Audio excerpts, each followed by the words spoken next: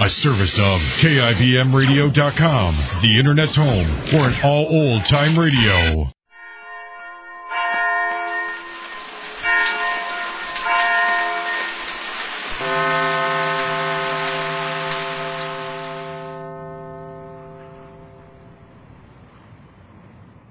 Tales of mystery and imagination.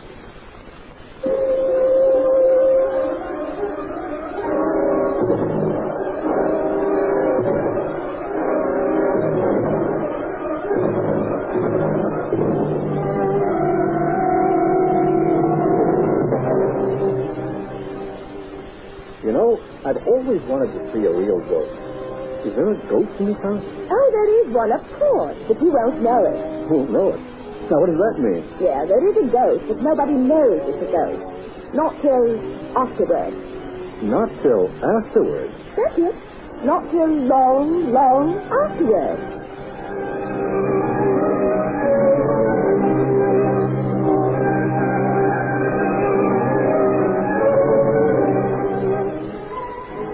Afterwards, by Edith Wharton. This week's story in our series adapted from classic tales of mystery and imagination. My husband and I had recently arrived from the United States to settle in an old English country house. We'd wanted to do that ever since, I can hardly remember. Now, here we were in England, and our English friend, Alida Stair, was visiting us one day. However did you manage to retire so young, Ned? Oh, I was lucky, Alida. Hey, didn't we write you about the Blue Star Mine? The Blue Star Mine? Oh, yes, lots and lots of children. It would make you beautifully rich. Well, rich enough anyway to be able to do the things we've always wanted to do. Oh, how marvelous, Ned. What kind of things? Well, coming here to England and buying this old country house, for one thing. Ned's always wanted to write his book in peace and quiet. We've always dreamed about settling down in an old English country house while he writes and I do lots and lots of gardening and painting. It sounds absolutely super. And this house is perfect. Great big shadowy rooms and old stone fireplaces and unexpected nooks and corners. Well, it's just crawling with atmosphere and we love it. There is just one thing. What about the ghost? Now remember, you promised us a ghost, Alida, when you found this house for us. I mean, what's an English country house without a ghost? The ghost. You haven't seen one yet, have you? Not even the ghost of a ghost, have we, Mary? Not a sign. Is there a ghost in this house? Oh, there is one, of course. But nobody ever knows it. Not till afterwards. Not till afterwards? That's what they say. Not till long, long afterwards. I must go home now. It's late. Enjoy your house, both of you. Maybe your ghost will oblige if that's really what you want.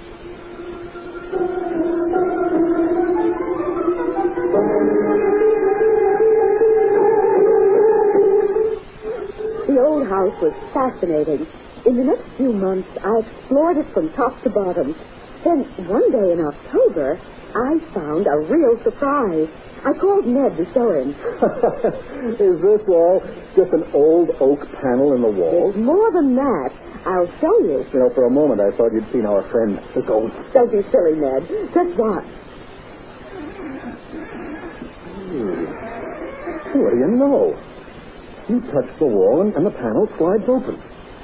Hey, where does that space lead to? Look, there's a narrow flight of stairs in there. A secret staircase. Hey, where do you think it goes? It leads up to a flat ledge on the roof. Wait till you see the view from up there. Oh, then you've investigated. Sure, but I wanted you to see. Well, thank you very much. Now, I always knew there were secrets in these old English country houses. Come on, let's climb up. Okay, but we'll have to go single file. Follow me, Mary. Careful now. Well, we made it. Hey, just look at that view. It's magnificent. You can see way beyond the trees, all the way down to the horizon. Oh, I told you, Ned. It's lovely. Oh. What is it, Mary? Oh, nothing. I feel a bit dizzy. The ledge is so narrow. Here, I'm holding your arm. There, you're all right. Ned, did you see that man? Now, what man? Down there. He was walking toward the house. Well, it must have been Peter. You know, English butlers seem to have a way of emerging out of nowhere. No, it wasn't Peter. Well, there's nobody down there now. No, not anymore. What did he look like? Oh, he was sort of misty. I mean, as though he were wrapped in a kind of haze. A tall man wearing gray clothes. Well, if it's a trespasser, I want to know who it is. Come on, let's go down.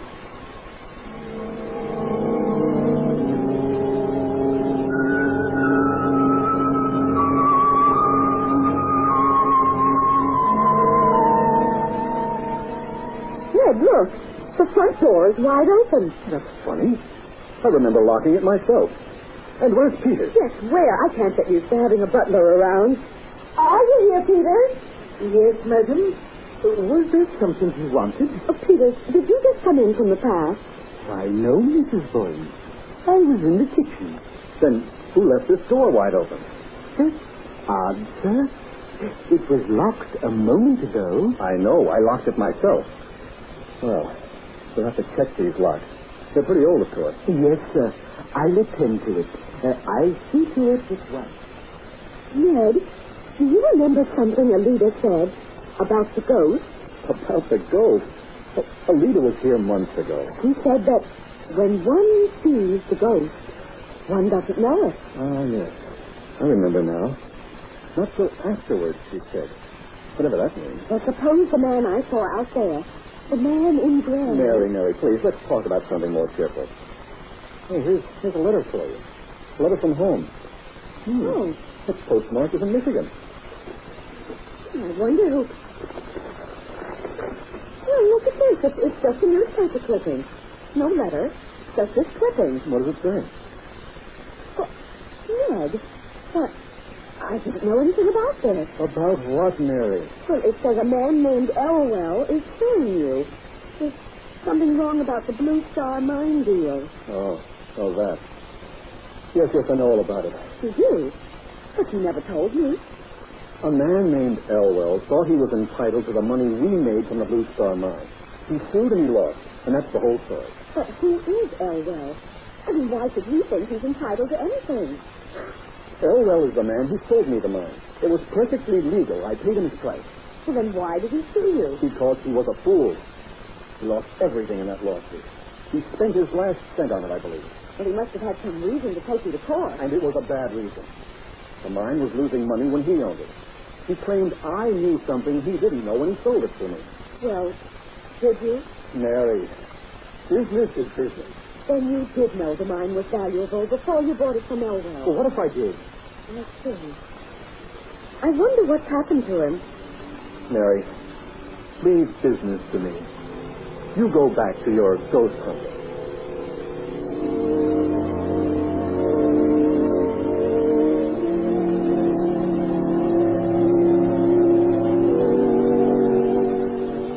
Somehow, I couldn't get Elwell out of my mind. He'd spent his last cent on the lawsuit, Ned said. Did he have a wife and children? Was Ned to blame? Business was business, but had Ned been perfectly fair? Who had mailed me that newspaper clipping? I was still haunted by the story 2 months later when I saw a stranger walking towards the house. He looked familiar, but I didn't know why. Good morning, ma'am. Good morning. Is there someone you wish to see? I came to see Mr. Boyne. Would you have an appointment with him? No, not exactly an appointment. Well, then I'm afraid he can't see him now. He doesn't like to be disturbed when he's working on his book. Would you like to leave a message? I don't think so. No message, ma'am. Thank you. He seemed to fade away in the mist. I was still wondering about the stranger when I heard Peters asking, Will Mr. Boyne be having lunch, madam? Is it lunchtime? Yes. Yes, please go upstairs and call Mr. Boyne. Mr. Boyne is not upstairs, madam. He went out. Out? Where did he go? He went out of the front door and up the drive, madam. At this hour? Well, that's not like him. He always works in the morning. Well, did Mr. Boyne leave a message? No, he didn't. He just went out with the gentleman. The gentleman? What gentleman? The gentleman who called, madam. When did a gentleman call, Peters? I couldn't exactly say when. I didn't let him in. Well, then who did? I don't know, madam. I thought perhaps you did. Peters, what did he look like? I couldn't exactly say, madam. He didn't stand in the light. I had the impression of a quiet man dressed in gray, I think. I don't want any lunch, Peters. I think I'll take a walk to the village.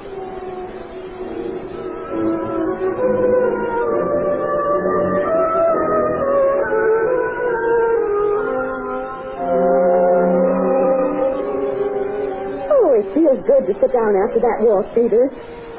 Please bring the tea and ask Mr. Boyne to join me. Very well, madam, but Mr. Boyne is not in. Not in? You mean he's come back and gone out again? No, madam. He's never been back.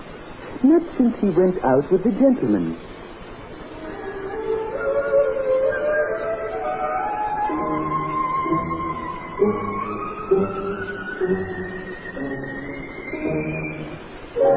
Peters, is there any news? The police are doing everything they can, madam. Oh, I suppose they are. Oh, where could he be? And it's over a week already since he disappeared. Nobody seems to know, madam. Now, if only they knew who that gentleman was.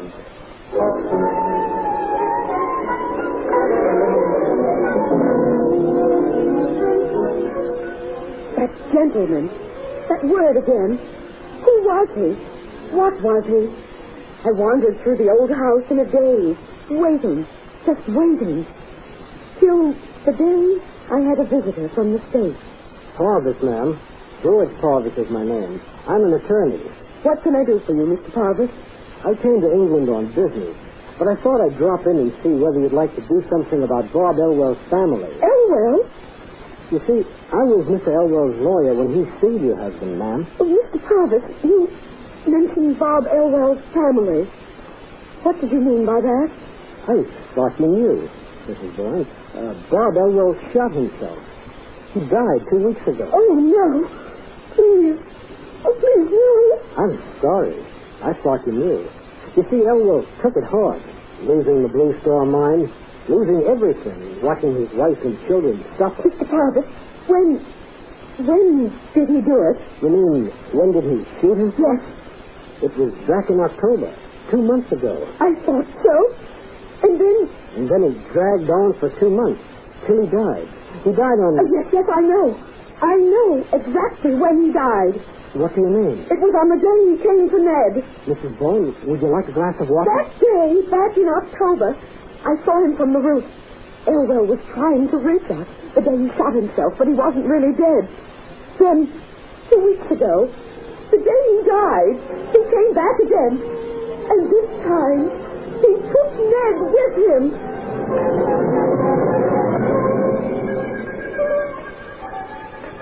Maybe it's a ghost.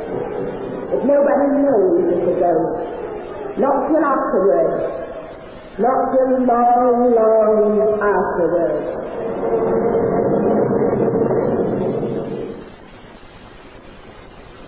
You've just heard the story Afterward by Edith Wharton on our series of tales of mystery and imagination. The cast included Selma Silverstein as Mary Boyne, John Ryan as Ned Boyne, the North German as the Englishwoman, Harold Holzberg as Peters the butler, Orvie Leonard as George Parvis, and George Garfield as the stranger. This is Orvie Leonard speaking. Today's program was adapted for radio by Selma Feld and produced and directed by Edwin Starr.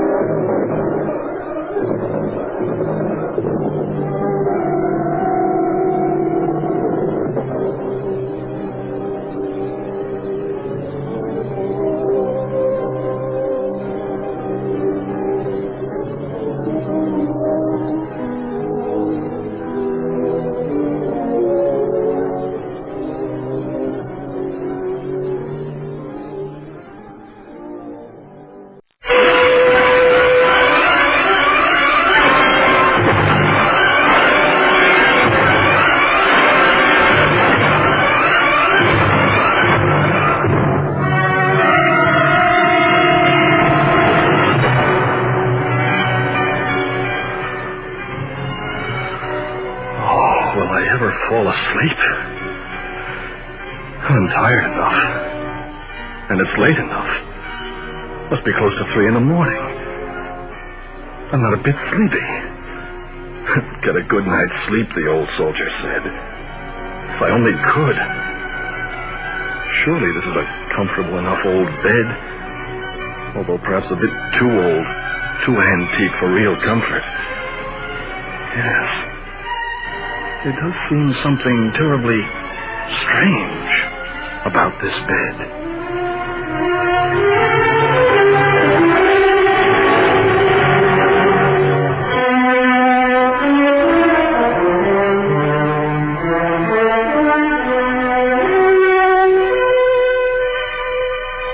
Terribly Strange Bed by Wilkie Collins, this week's classic in our series of Tales of Mystery and Imagination. I shall tell the story just as it happened to me, just as I was to tell it to the police, once the nightmare was over and done with.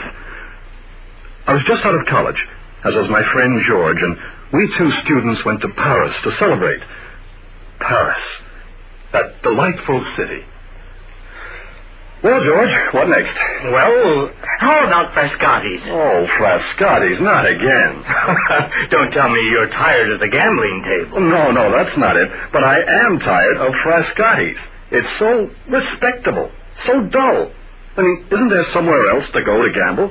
I mean, some house that doesn't bar its doors to a man without a tie or no coat at all? Why, yes, of course there is. And right near here, too. A place as, well, shabby as you could possibly wish for. Are you game? Well, try me.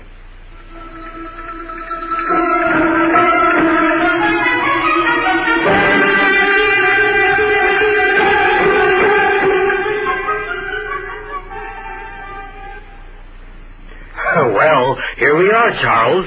You see? Well, what do you think of it? Not exactly high society, is it? Well, from the looks of the characters around the table, no, not exactly. Keep your voice down, Charles. Here, it seems, everything is low, even the voices. That's so. That's strange. For it is a gambling room, and it looks as if the game is to begin again. Stay with me, George. I have a feeling this is the excitement I've been looking for.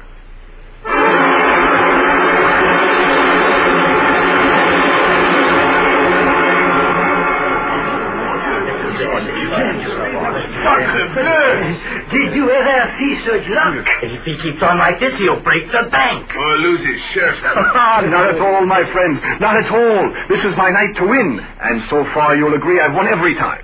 Anybody care to share my luck? I'm staking all on the red again. Very well. Rien ne va plus. No more bets accepted on this round. Parbleu! The Englishman has won again. What a lucky fella! Charles, for the love of heaven, call it quits. It's after midnight. Haven't you had enough? Enough of your advice, yes. But not of this game, no. Not till I break the bank or it breaks me. Now go away, George. I might just do that. In fact, I am going. Yes, do that and leave me be. Croupier, once more. Everything on the red. Oui, monsieur. Anybody else? No? Then rien ne va plus. All bets in. My dear sir, permit me to return these 2 gold coins you have dropped. I pledge you my word of honor, the word of an old soldier. In all my life, I never saw such luck as yours. Never. Go on, sir. Go on and break the bank. I will, old soldier, I will. And after I break the bank, you and I will drink together, I promise you. Bravo, bravo. Go on and win. Break the bank, my gallant English comrade. Break the bank.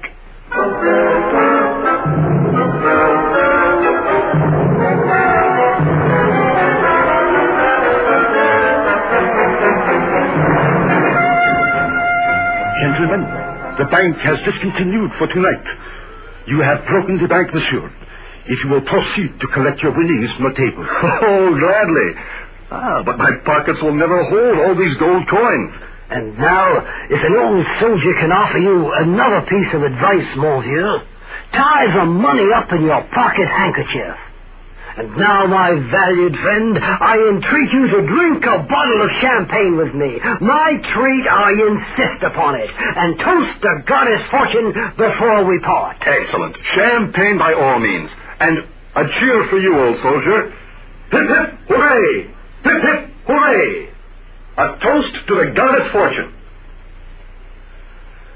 2 bottles of champagne later, not to mention a rather strange cup of coffee, I rose from my chair, holding on to the table to keep my balance, and addressed the old soldier, my only companion by now, everyone else having left the room. I feel far from well, sir. Indeed, I feel very unwell. So unwell, I don't know how I can get home, back to my hotel. My dear friend, it would be madness to go home in your state.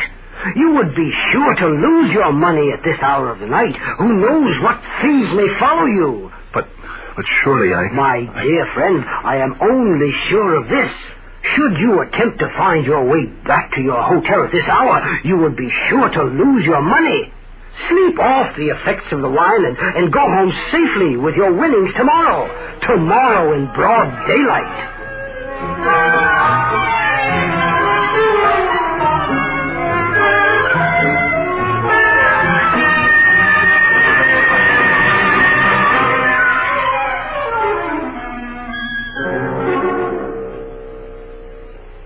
And so, Monsieur Inspector, began the most fearful night of my life.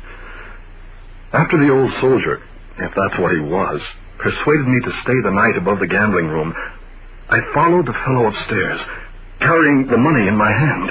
Here I shall leave you, my good friend. May you sleep well. And then, tomorrow morning, if you like, we shall breakfast together. Agreed? Agreed. Good night. Good night, mon vieux. Oh. Well, that's a relief at least. Or is it? Not too good a situation, this, but... well, it doesn't bear too much thinking about. Especially when I'm more than half asleep. This bed looks comfortable, if old-fashioned. I'll put my money under the pillow and try to go to sleep.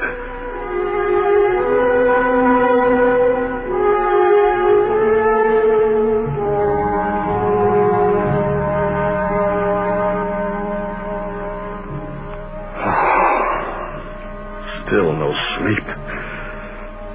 I wish I could relax. Let's see. Suppose I get my mind on something else. Something like the furniture in this room, say. That's it. I'll take an inventory. First, the bed I'm lying in. 4-poster. Old style with a canopy and curtains around to keep out the night air. Next, a marble-top washstand. 2 small chairs, 1 large chair, a chest of drawers, a dressing table. Well, so much for the furniture. What next? Now there's 1 window.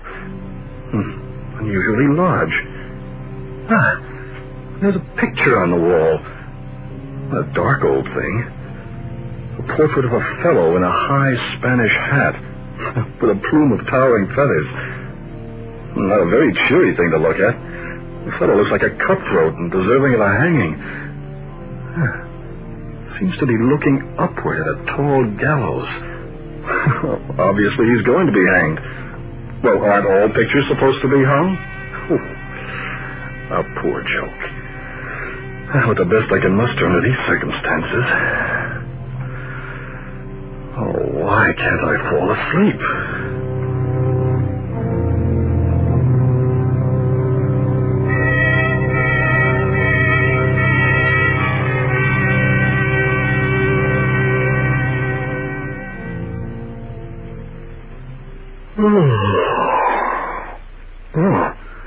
It seems as if I did fall asleep after all. Well, for a while, anyway. Or did I? I'm not too sure. Still tired. Funny creaking sound. Out of nowhere. It's gone. Perhaps it never was. Just my imagination.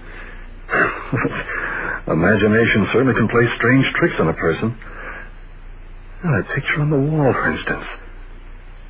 The way I imagined the fellow in the picture was on his way to be hanged. Fellow in the picture? Good heaven! He's pulled his hat down on his brows.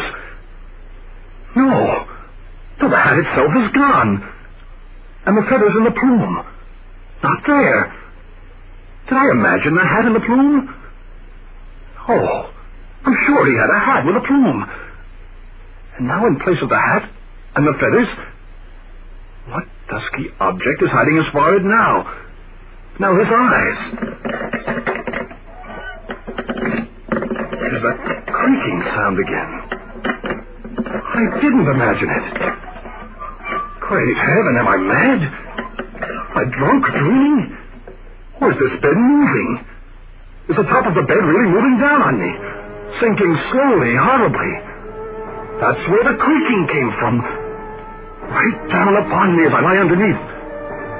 And that's why the picture seems to be disappearing from my sight as I look at it.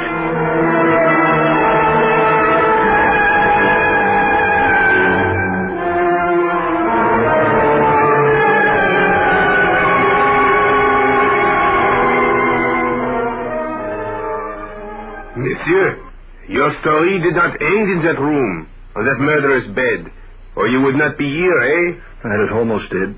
It would have, for I was paralyzed with horror when I realized the full nature of my situation. Bien entendu. The top of that bed. It was designed to come down and smother anyone who lay on it. Exactly. And had I not suddenly moved and rolled sideways, off the bed and onto the floor, I would have been that anyone. And there, from my safe position on the floor, I looked at that murder machine. For that's what it was. It appeared to have been operated like a press, with a heavy mattress designed to come slowly down from the canopy, down on its unsuspecting victim. Had I not been unable to sleep, had I really dropped off into a deep slumber... You would never have awakened from that slumber. No, Inspector. Well, after that I left by the window and came here. Do you believe my story now? My friend, I do believe it. It explains the many unexplained deaths in our files. Do you think that any men have really been smothered in that bed? As they tried to smother me? No man can say how many have suffered the fate from which you have escaped.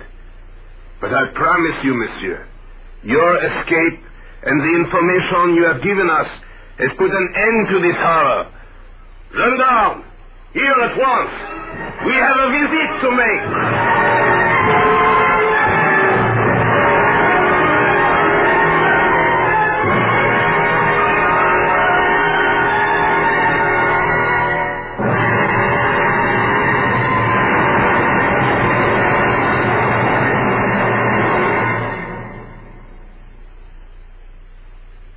Just heard another program in our series, Tales of Mystery and Imagination.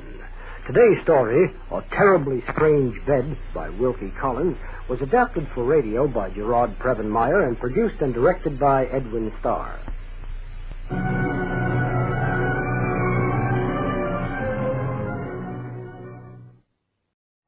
Tales of Mystery and Imagination.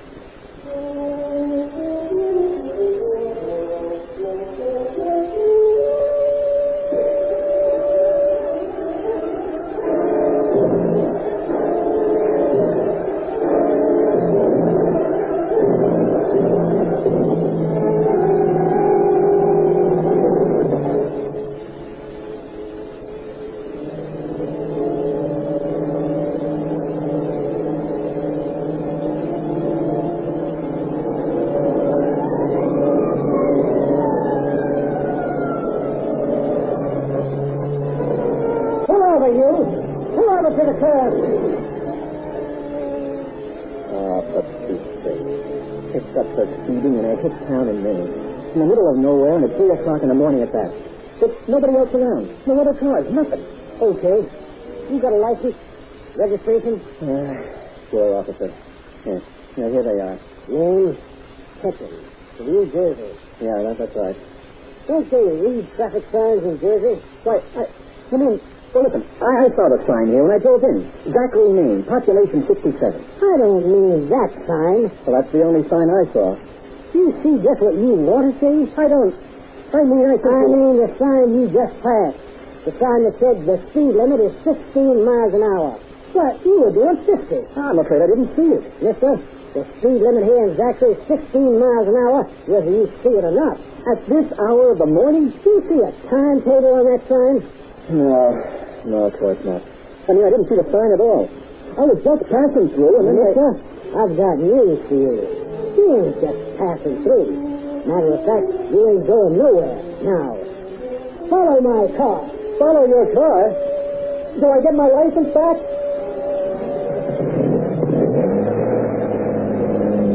Hey, what is this?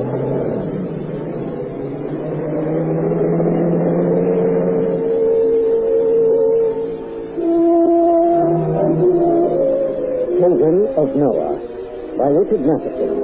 This week's story, a modern classic in our series of tales of mystery and imagination. It was just past 3 in the morning when Mr. Ketchum drove past the sign. The sign along the roadside indicating a town. The headlights barely caught it. Zachary. Population 67. Nothing, Phil. Well, everybody's fast asleep here. What's that? Another sign? You mean I'm through the town and out of it already? You are now leaving Zachary, population 67, the slowest growing town in Maine. Thank you. No. It says speed limit 15 miles. At this time of night, you gotta be kidding. I think I'll just step on the gas and...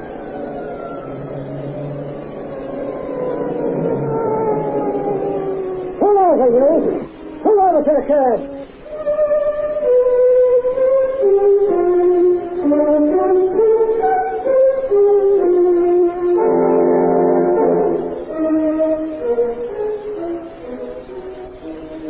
The last thing the police officer in the town of Zachary, population 67, had said to Mr. Ketchum after he stopped him for speeding at 3 o'clock in the morning had been, Mister, I've got news for you.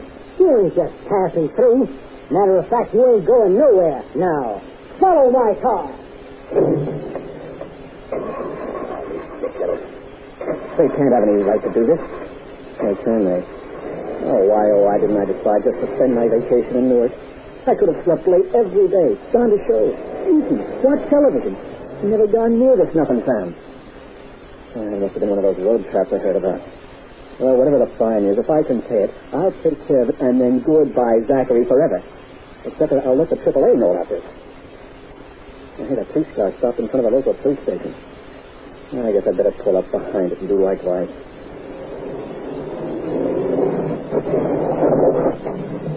Okay, this is it. This is the station? Turn out your lights and get out.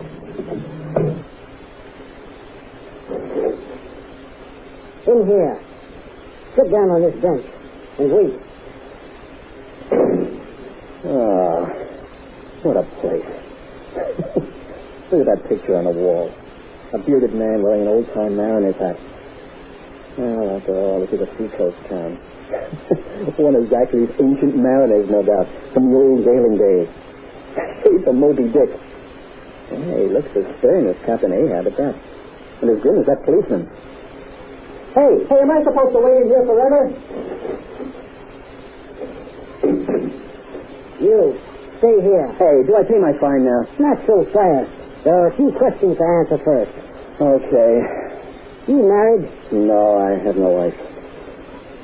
Family in Jersey? Yeah. No, I mean, no. Just a sister in Wisconsin. Employed? I'm a freelance salesman. I see. Unemployed? No, let it go. I just happen to be on vacation right now, that's all. Hey, look, why can't I pay my fine now and leave, huh? We run things a little different here in Zachary. Any friends in Maine? I mean, anybody who might be inquiring after you? Why? Just routine questions. Why are you asking me all these questions? Why should I demand to be fined and released? I'm afraid that's impossible. I don't understand. You have to appear before the judge. Oh, that's ridiculous. Is it? Yes, it is. I'm a citizen and I demand my rights. You limited those rights when you broke our law. Now you have to pay for it as we declare. You have to spend the night in jail. In the morning, you'll see the judge. I'm entitled to one phone call. I can make a telephone call. It's my legal right. It would be if there was any telephone service here in Zachary. Now I'll show you to your cell. Follow me. When the officer took him to his cell, Mr. Ketchum saw a painting in the hall.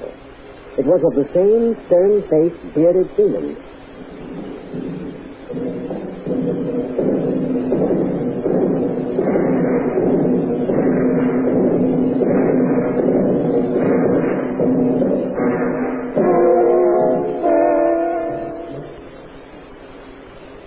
Some hours later, he awoke from a dazed sleep.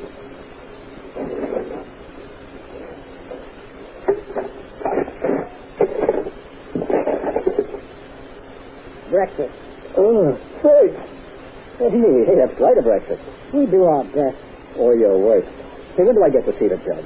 Don't know. Now, wait a minute. I just can't... He's gone. And I'm still here, in a cell. Yeah, for what looks and smells like a great breakfast. One thing you got to say for these New Englanders, they're big on breakfast. And this breakfast, if I felt like eating it all, of course, the way they've been treating me so far, they could just as well have poisoned it. But on the other hand, I am hungry.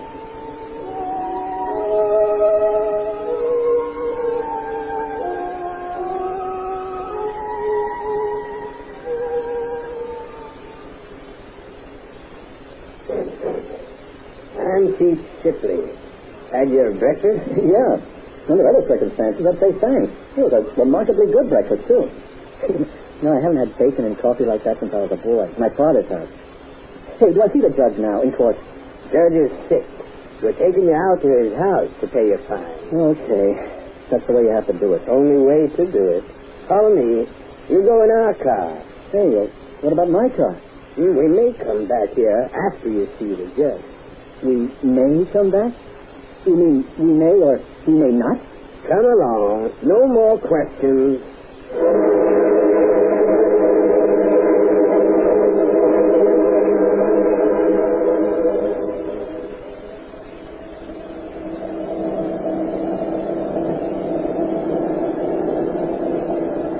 Hey, where is everybody? What? I said, well, here we are, going through the streets of your town in broad daylight. And there's nobody around. Any more than there was at 3 o'clock in the morning. No point in anybody going out yet. Big supper's not till later. Oh, it seems reasonable. That's big supper? Well, you people live high in the hog here, don't you? How's that? Well, judging from the breakfast you gave me, you eat pretty well here in Zachary. Not too often. Only now and then. We make a special effort for visitors.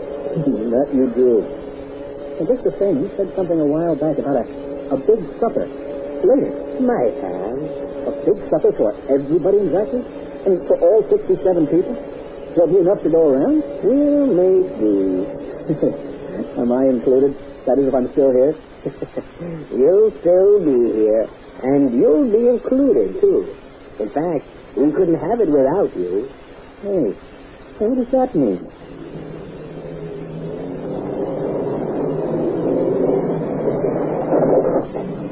Just for the judge there? There she is. Get out. Okay. Hey, Chief, are you any relation to that old ship captain I saw a picture of back in the police station? I mean, you look something like him. Hey, come to think of it, so does that other officer. Nothing strange about that. That picture? That's Noah Zachary. He founded this town 150 years ago. Most all of us have been to him. He was a ship captain, wasn't he? Captained a whaling ship in the South Seas. Brought a native wife home with him. And some native customs. Come on, into the house. Some native customs? Now, what sort of customs? Hey, anything to do with that big supper you're figuring on for tonight? You might say that. You see, his wife came from the Canterville Islands. Well, we folks here in Zachary are his kin. And we descendants like to observe the customs of the islands when the opportunity presents itself. Especially when a stranger comes to town, like yourself. Into the house, now. Wouldn't do to keep the cook waiting now. What? The cook? What is this? I thought I was going to see a judge. You'll receive judgment. In a way. Cannibal Island. What a customer. The cook. And I'm to be included. In your big supper. Oh, no. Well, this can't be happening to me. It can't. It can't. It can't be.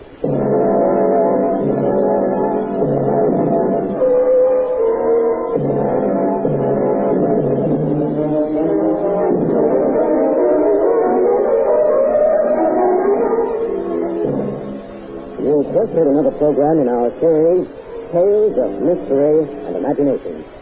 Today's story, Children of Noah, by Richard Matheson, produced and directed by Harold Holtzberg, was adapted to radio by Gerard Trevin Meyer.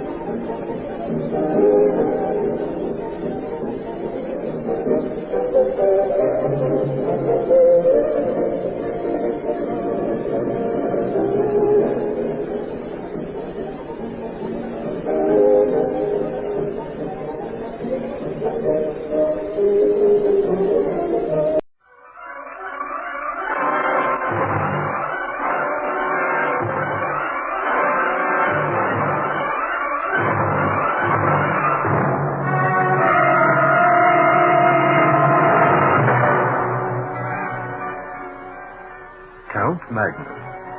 This week's story by Montague Rhodes James. A classic story in our series of tales of mystery and imagination. This is the story of a traveler in the early 1800s. An Englishman, John Wraxall by name. Mr. Wraxall's strange and sinister adventures can be found in his recently discovered diary.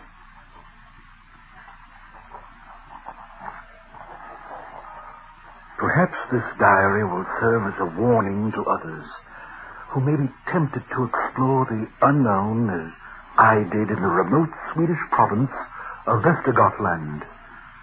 As very little was known about this ancient and isolated land, I decided to visit it and perhaps write a book of my adventures there. So after a long sea voyage from England, I arrived in Stockholm. From there, I hired a carriage for the distant trip inland through the barren and strange wastelands till I found myself at Robeck, the ancient castle of the de la Garzi family.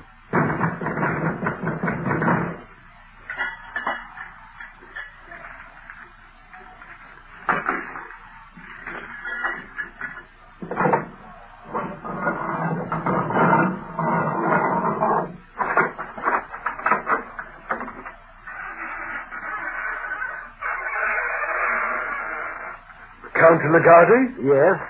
Permit me to present myself. I'm John Wraxall. I have an introduction to you from Professor Peterson of Oxford University. Of course. The good professor is an old friend, and he has already written to me about you. Welcome to Robeck. Our castle is one of the oldest structures in this region, and you will find it has some very interesting features. Count de la Garzi, I know your family has ruled this land from earliest times, so I'm confident I'll find your castle fascinating, and may I say I'm grateful for your kindness. Mr. Wraxall, you will, of course, do me the great honor of making your home here for as long as you need to pursue your researches. It is you who do me great honor, Count. But really, I should be quite happy to remain at the village inn. I'm quite comfortable there. Oh, I understand, Mr. Wraxall. These old castles are picturesque, but cold and drafty. In any case, you will, and I insist upon this, make yourself free at Robeck, for as long as you please. Oh, thank you, Count de la Garzi. Well, to begin with, I should enjoy a chance to see your castle and its treasures. Certainly, if you will permit me to guide you. And so it was that the Count himself took me around his ancient castle and pointed out its most interesting features. And then he took me to another part of the estate, the family church. I found it strongly different from churches I was used to. The ceiling was carved into lifelike figures of a nightmare world of devils, demons, and horror. The Count explained it to me. The subject is not a new one, of course. It's the last judgment, the end of the world. Of course. But the treatment, it does seem rather startling. Well, in the early days, many people in our land were secret devil worshippers. I am afraid our ceiling artist was somewhat tainted by it. Oh, I can well believe that. Those lurid flames, falling cities, lost souls pursued by terrible monsters. Oh, I can almost hear their cries and those demons laughing as they torture their victims. Well, I do not think I should care to look too long at this last judgment. Or, for that matter, wish to find myself judged at such an occasion. We must all of us face our judgment sooner or later, Mr. Wraxall. Well, sir, let us move on. Oh, gladly. Oh, by the way, what is that building next to this? It seems ancient Viking in style. It is. It's the family mausoleum. My ancestors are buried there, from the first de la Garzi onward, all safely in their tombs. Safely? Yes. I use the word advisedly. My ancestor, Count Magnus, was so evil and so hated by the peasants that many even today fear he may reach out from his grave for vengeance. Out from his grave? After you have learned more about Magnus, the first Count, you will understand. So, to calm the villagers' fears, there is no entry to the mausoleum without a certain key, which has no duplicate. I've hidden the key in the golden casket in the library, the one you so admired.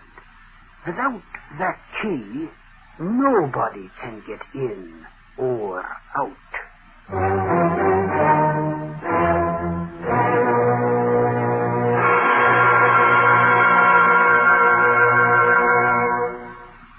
A day or so later, I heard more stories of the first master of Robeck, Count Magnus, an evil man who had made himself so feared and hated the villagers still talked about him today. as the village innkeeper said. Oh, but he was a bad one, was the first Count Magnus. Not one to show a single kindness, especially to his tenants. In those days, the people who had farms on his land must have given a share of their labor to the lord of the manor. Oh, yes, they did. And in this case, a giant share. And if they came late to work on the days they owed him, they were likely as not to be flogged and branded. Flogged and branded? Aye, and they were the lucky ones. Some of them, those who made the mistake of crossing the Count, till their houses had a way of burning to the ground, with the whole family inside.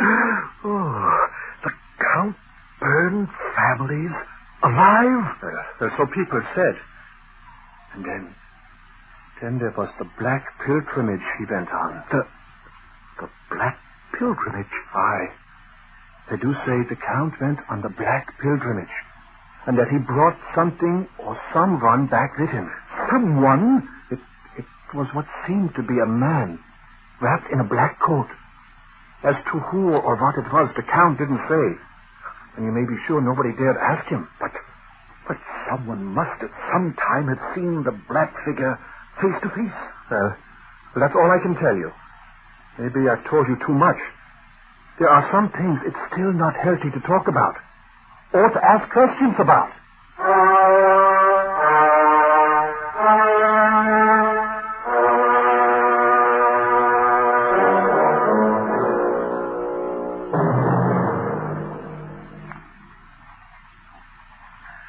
I know now that I should have paid heed to the innkeeper's warning, but by now I was fascinated by the cruel Count and his secret.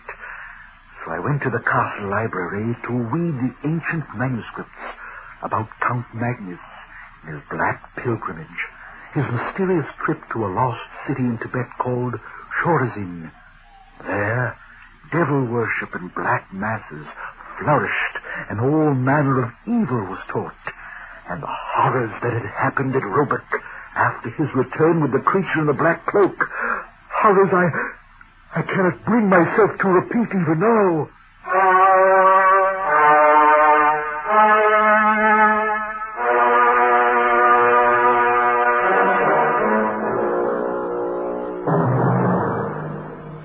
Of course, I was not satisfied.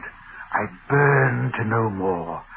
I decided I must see the inside of the tomb of Count Magnus for myself and discover if some clue as to the mystery man buried with him. So I stole the mausoleum key one night and fearfully but determinedly sneaked into the graveyard and the tomb door.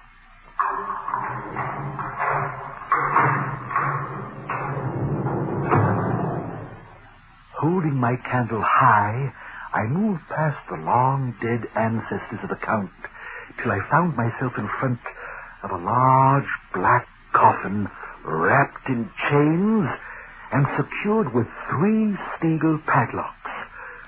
Well, this must be his coffin right enough. Coat of arms and the date, they fit, and no crucifix on the lid. Since I had no key to the padlocks, I could but look upon the black and sinister coffin.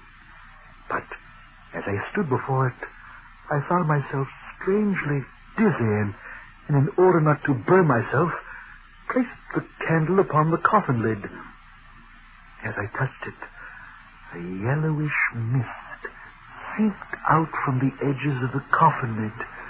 I felt myself losing consciousness and falling into a fearful trance, and as from a distance I heard myself.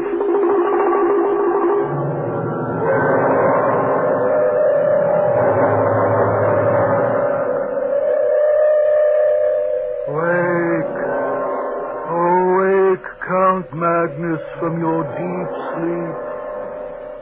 You and your companion sleep no more. The curse that binds you now is lifted, and I take it on myself. So rise and walk again, Count Magnus, with your unholy friend.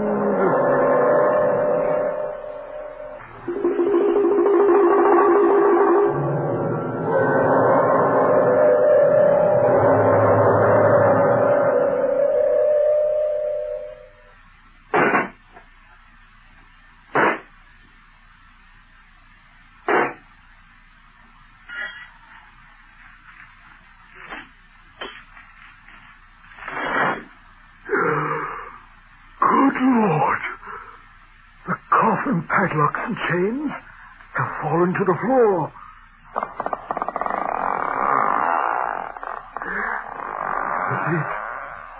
The lid of the coffin is lifting. A white and bony hand has crept over the lid.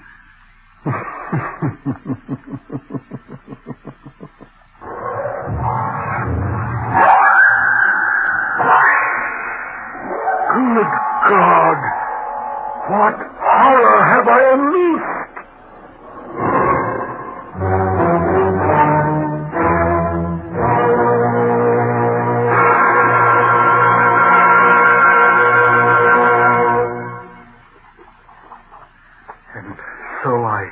Fled in terror from that terrible place and ran until I reached the village inn.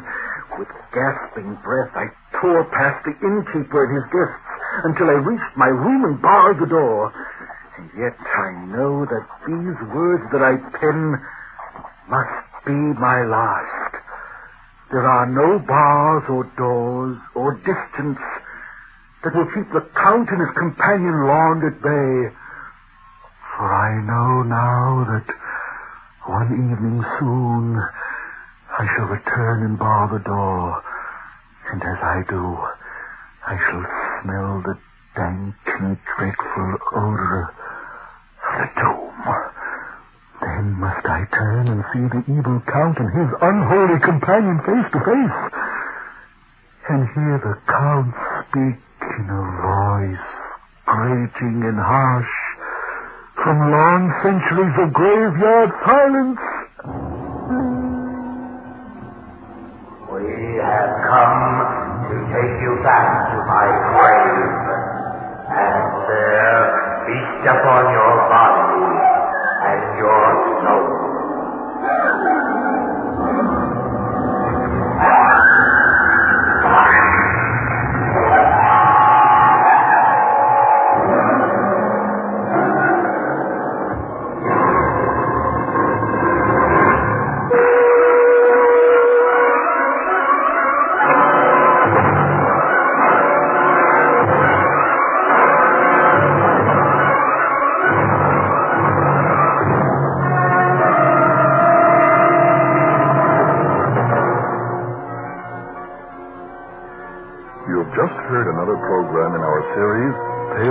Mystery and Imagination.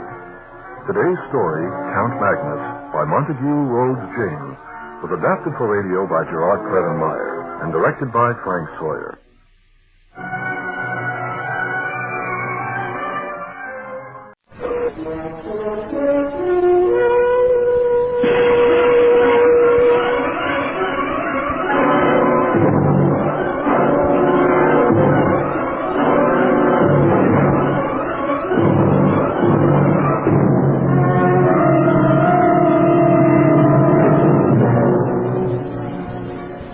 At this time, we bring you a radio drama adapted from one of the classic tales of mystery and imagination.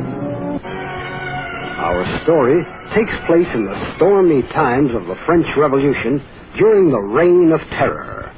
Every day during the Terror, the guillotine, that dreadful instrument of death, claimed new victims.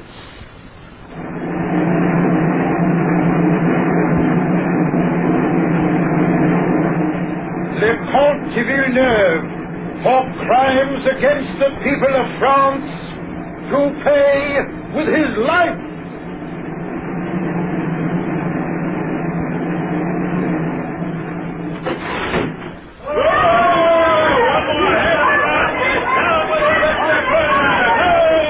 That was well done, comrade executioner. You made a clean end once more of a dirty aristocrat. Thank you, comrade citizen. Sometimes I think we do these aristocrats too great a service. We give them a quick and clean death, more than they give us, more than they've given many of us. Madame Guillotine goes in pension. Let us not keep her word in. Another one. Let us not. Bring on the next one. The next one. Monsieur le Baron de Saint-Hilaire. Yes. A name well known to many here. Many here with much cause to remember it. Bitter cause. Death to Saint-Hilaire! Death to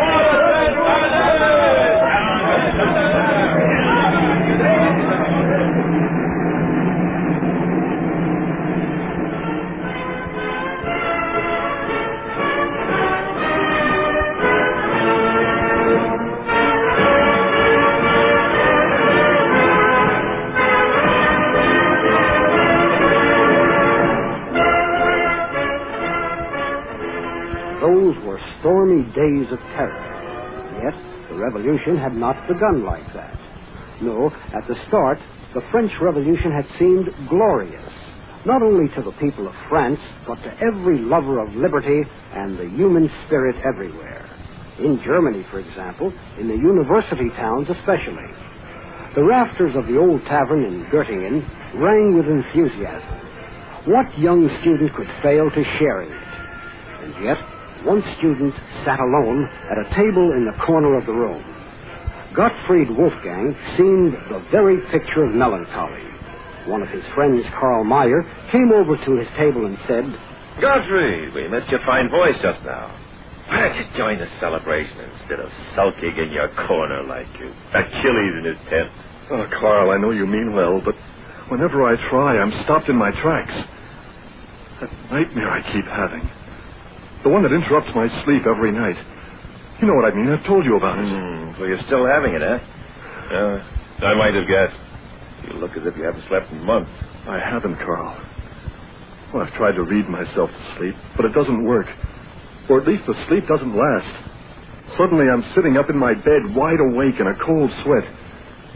I can almost see the evil spirit. That evil spirit that haunts my dreams, beckoning to me to follow him to... Follow him to where, Godfrey? To eternal damnation. Where else? Oh, this is more than a nightmare, Carl. I'm thoroughly convinced by now. It's a warning of what will be. There's an evil genius or spirit in this world which has, for some unknown reason, singled you out? Yes, Carl. Yes. Godfrey, take my word for it. You may still escape your doom if you're willing to take my advice. And that is? Pack up your books and things.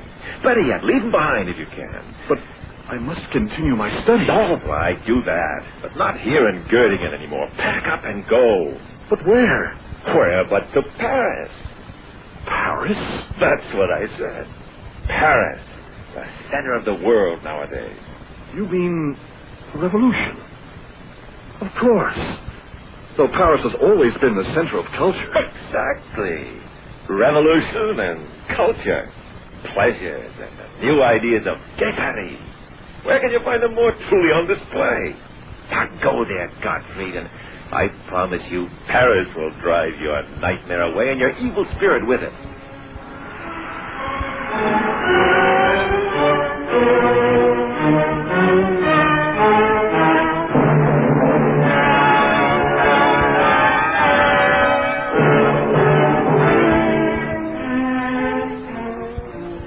Young Wolfgang, on his friend's advice, went to Paris to finish his studies there.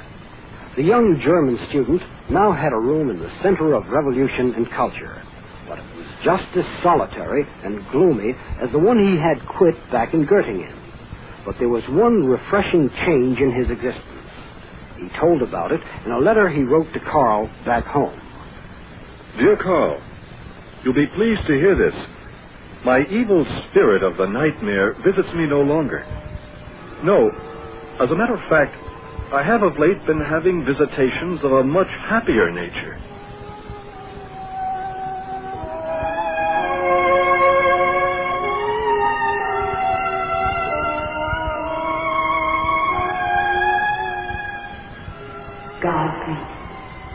Gottfried Wolfgang. What? Who is it? It's you. You again.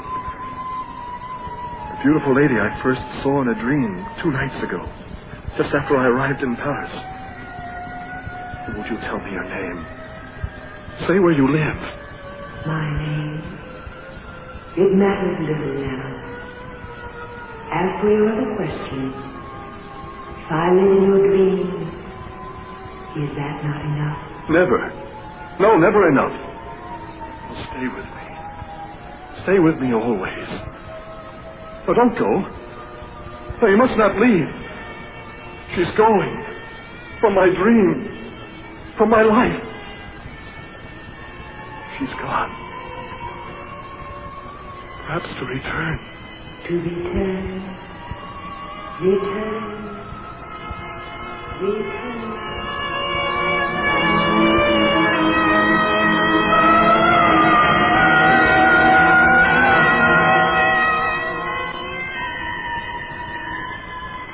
That's the dream I found in Paris, Carl. A much more delightful dream than the nightmare that used to visit me in Göttingen. I suppose then I shouldn't complain about it being only a dream. And yet I do. You would too if you saw this vision of beauty even once. And to see it night after night. Even by day she haunts me, this lovely creature. I can't get her out of my thoughts. You suppose I'm going mad? Such was the situation of the young German student in Paris in that fearful stage of the revolution, which somehow he managed to forget most of the time. But one stormy night, coming home late from the library, without his realizing it, his steps took him close to the Place de Grève with its guillotine, that dreadful instrument of death. He was about to shrink back in horror from it, when suddenly flashes of lightning revealed the figure of a young woman sitting on one of the lower steps of the scaffold. She was entirely in black, even to a black ribbon around her neck. My dear lady, you seem to be in some distress. Perhaps At that moment, she raised her head, and he saw her face for the first time. You, lady of my dreams.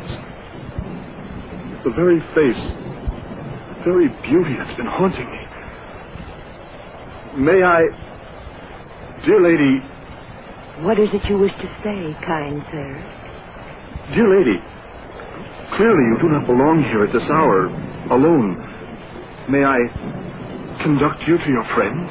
I have no friends on earth. But you have a home. Yes. In the grave. Gottfried supposed the lady's mind had been, for the time being at least, unhinged by sorrow. The kind of personal sorrow so common in France then, when so many had lost a loved one in the general terror. No doubt her heart had received its fatal blow right at this spot, at the scaffold that held the guillotine. With this thought, he offered her shelter. Once in his chambers, he told his beautiful guest of his mysterious dream. And there you have it, dear lady. I do not understand. Perhaps I never shall. How you happen to look so like the lady of my dreams. All I know is you have long possessed my heart before I ever saw you. And now I swear to you, my heart and all I have and am are yours. Now and forever. If you'll accept them. You would pledge yourself to me forever? Forever. Then I am yours. And you are mine.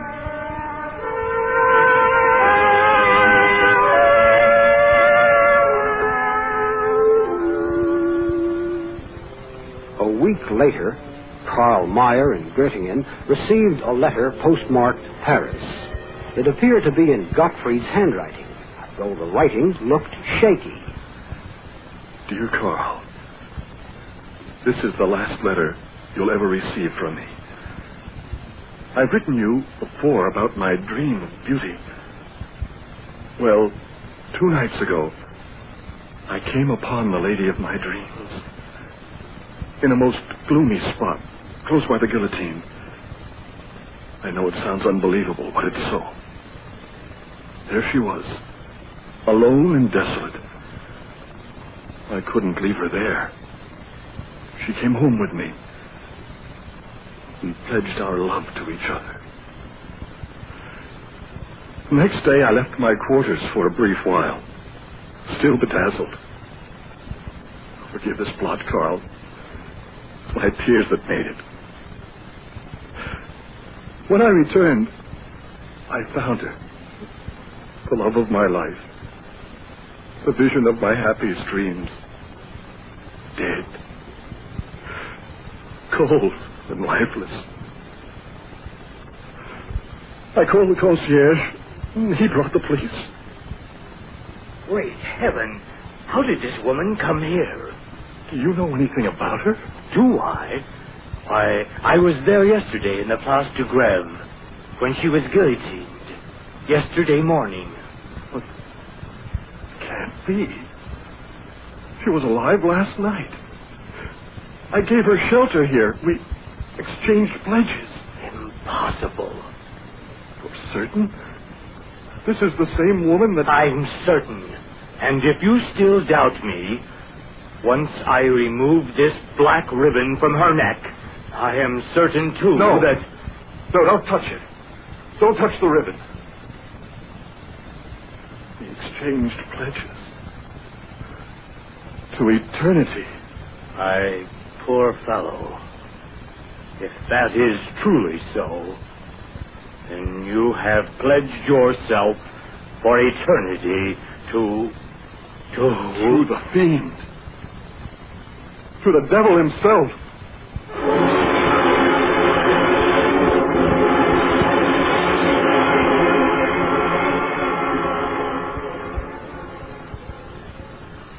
I knew then, Carl, what I had done.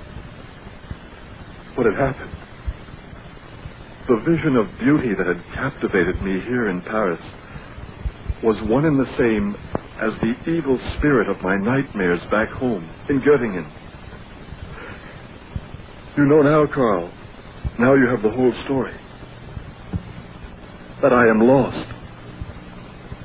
Lost forever. Forever. Forever.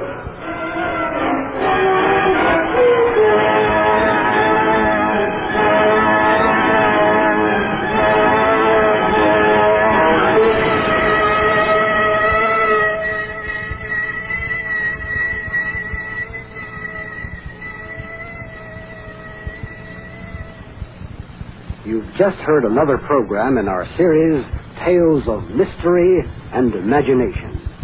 Today's story, The Adventure of the German Student by Washington Irving, was adapted for radio by Gerard Prevenmeyer and produced and directed by Edwin Starr.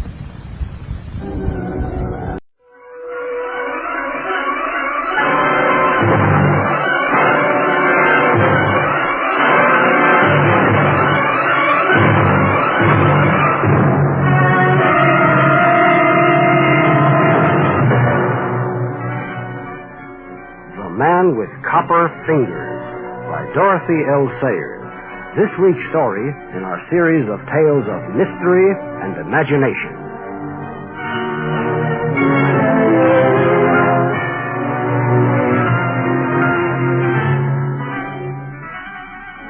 The tale you are about to hear was first told in the Egotists Club in London. On that particular occasion, a film actor named Varden was telling the story. One day I received a letter from an Eric P. Loder, a famous sculptor. Mr. Loder wrote me, Dear Mr. Varden, I've just seen your latest picture, Apollo Comes to New York. An interesting idea, having one of the old Greek gods, or the statue of him, rather, brought to life in a big modern city. Oh, you played Apollo very well, and I say this as a sculptor. I should enjoy having you visit me next time you're in New York and posing for a statue for me. Faithfully yours, Eric P. Loder. Of course I was flattered by Mr. Loder's letter. He was a famous artist, and I decided to accept his invitation.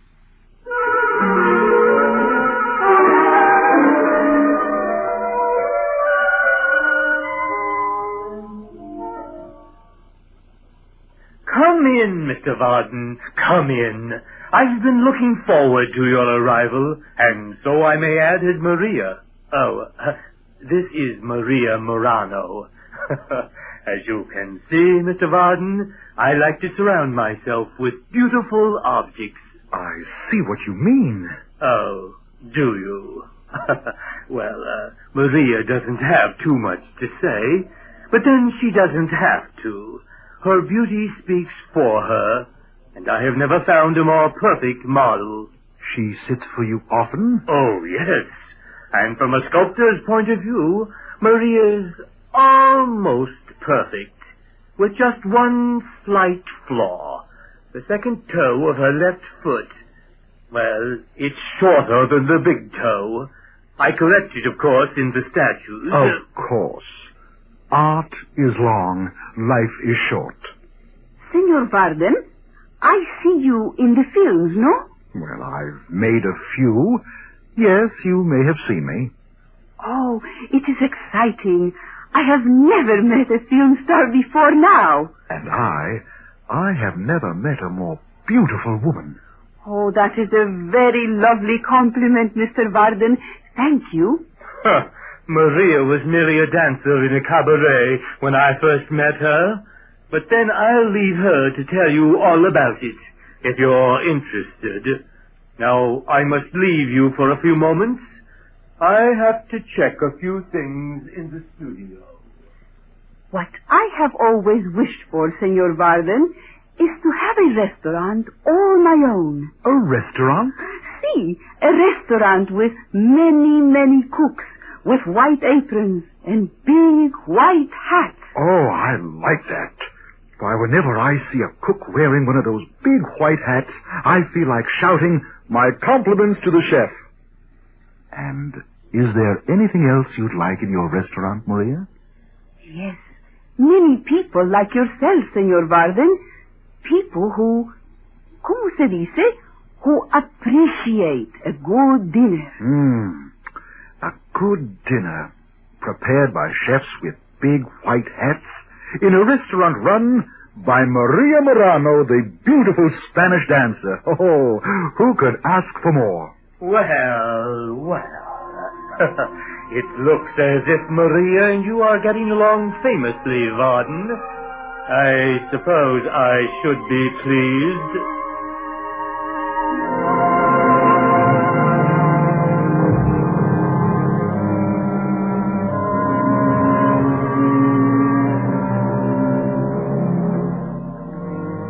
Well, I stayed on as Loda's guest until he completed the statue, and then my visit came to an end. I didn't get to see Loda again until several years later, when he invited me again to visit him at his studio. And how is Maria nowadays? She's left me. Left you? Why, has she gone and set up in that restaurant of her own she wanted so much? So, she talked to you about restaurants, did she? I suppose you're one of the men that women tell things to. Oh, well, she never spoke too freely with me.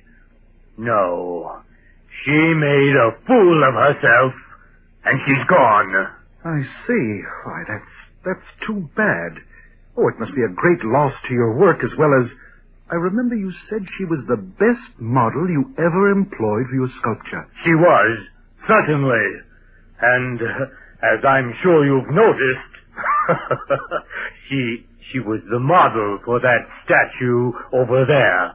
That couch in front of the fire. The couch? Why, you've put a silver sculpture of Maria in a reclining position into the frame. And I suppose with the help of a few cushions, why, you can even sit on it. Oh, I told you it was something different. I felt confident you would especially like it.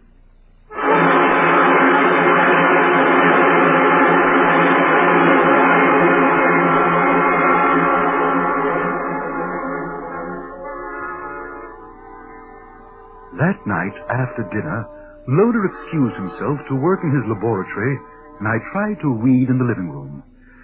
In spite of my good intentions, I fell asleep.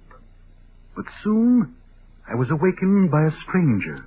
I beg your pardon. Are you Mr. Varden? Yes, I am, but, who are you? My name is Whimsy, Lord Peter Whimsy, and, I hope you'll excuse my butting in. I know it looks like bad manners, but you'd better clear out of this place very quickly. What the devil do you mean? Loder's never forgiven you, and I'm afraid he means to make you into a hat stand or an electric light fixture or something of that sort. So, don't you think you ought to leave now, when you still can? Say, who are you? What are you driving at? What do you mean about Loder never forgiving me? Forgiving me for what? I beg your pardon.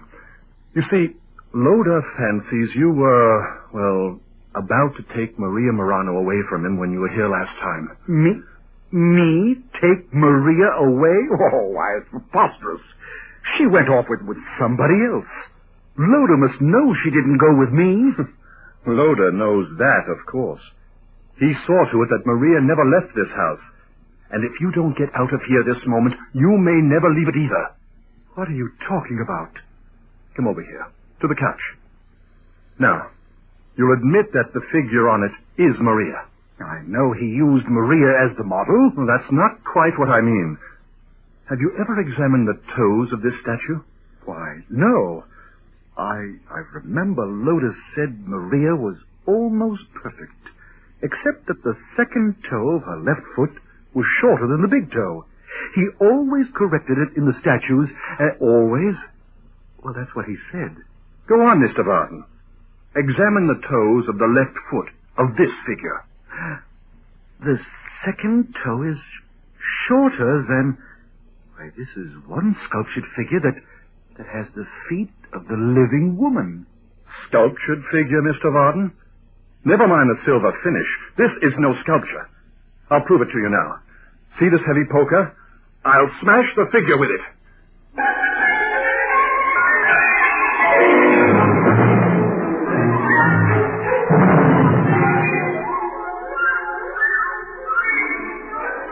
Without going into details, what I saw then was horror. One of the arms of the statue had come off, and inside the silver plating were the remains of poor Maria. I nearly ran out, but Lord Whimsy held me back. I don't blame you, Varden, for being frightened by this grisly sight. Myself, I'm somewhat more prepared for it. You see, I found out some rather terrible things about Mr. Eric Loder. The lady made into a couch has been electroplated on a copper base deposited directly on her. And of course, Mr. Varden, you are scheduled for a similar operation, as were many others before you.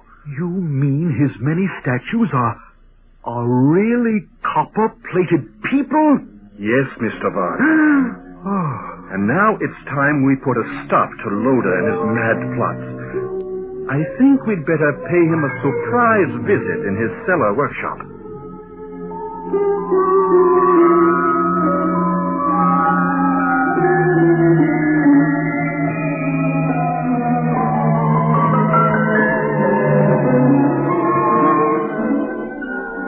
In the next room, Lord Whimsy pressed a black spot in the panel molding, and a large section of the wall slid aside to reveal dark steps going downward. This is Loder's secret entrance to his laboratory. Now be careful on the way down. The steps are narrow and steep.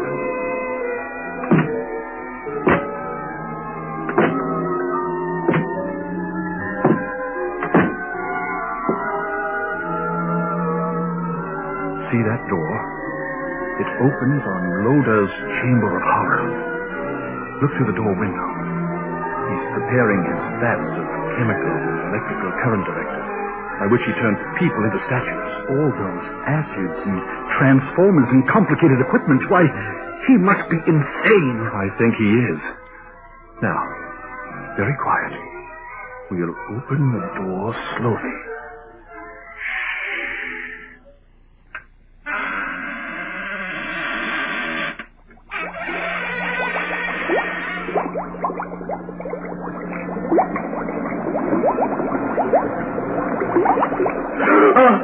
Wednesday and Varden, what in the devil's name are you doing here? We've come to tell you, Loader, that your criminal deeds are at an end. Ha ha! If you think that, my foolish friends, you are in for a surprise. Careful, Whimsy. He's reaching for those live electroplating wires. Indeed, dear sirs. I feel you're about to come to a shocking end. Stop, Varden! Missed! But this time I'll catch you both when I swing those live wires around you! The switch behind you, Varden. Before he electrocutes us, turn it off. Where is it? Oh, there. There it is. Ha ha! But too late. He's missed again. Quickly, Varden. Pull with me on the insulating cable below the exposed contacts.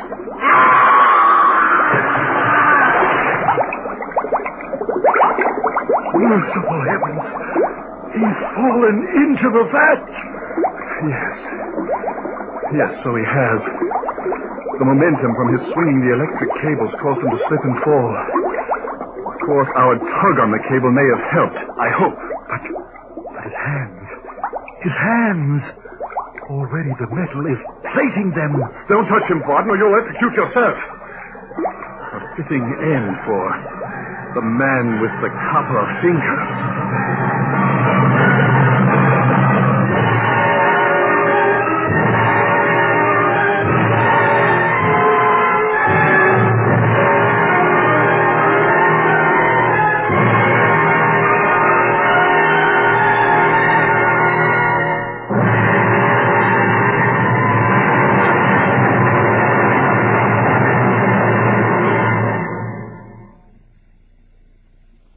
Just heard another program in our series, Tales of Mystery and Imagination.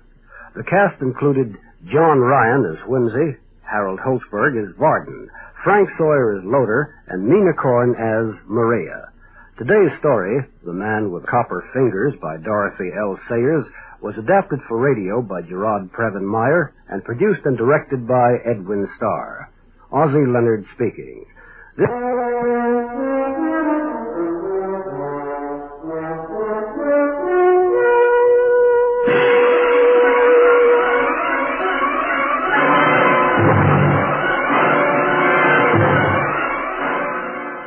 Tales of Mystery and Imagination.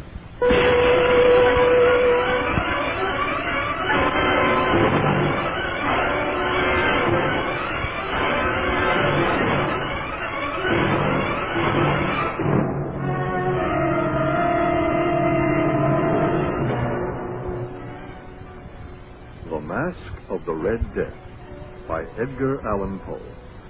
This week's story in our series adapted from classic tales, both old and new, of mystery and imagination.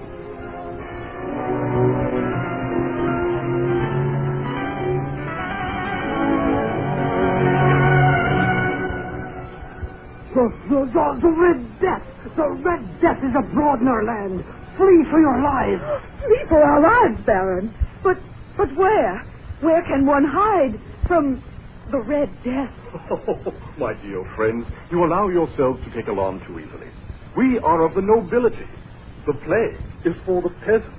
The Count is right, you know. Oh, the Prince, our good Prince Prospero. Well, so long as we enjoy your royal protection, Your Majesty, surely we have nothing to fear, even from the plague of the Red Death. That is true. Lady Trivio, rest assured, the Red Death shall not touch us. Not you, nor the Baron, nor you, Count Nobile, nor myself, nor any of my favorites. As for the peasants, a few more or less, what does it matter to us?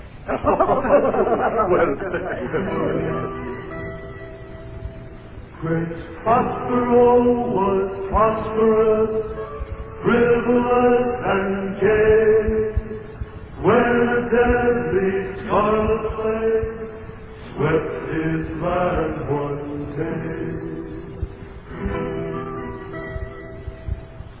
The terrible Red Death was indeed abroad in the land.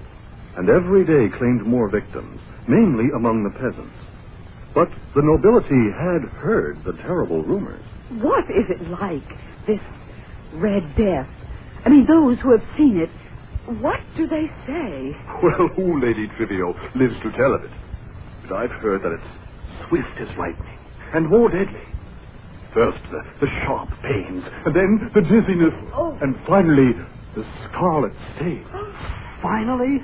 Then, Count Nobile, there is no help, no hope? None, dear Baron, for the low dogs of the peasantry. But as for us of the court, well, you heard what our gracious prince said. We must say, Lady Trivio, the plague has shown exquisite taste. True, it has cheated the hangman of many a low rogue and peasant rascal, but at the same time, it has spared the highest, the most elegant, the best. In a word, yourselves. But to ensure this, to make certain we shall continue to enjoy this happy state, and the devil take all else, we have decided to retire to the deep seclusion of our most remote abbey. Oh, the Abbey of Vervaux. Exactly, my dear Count.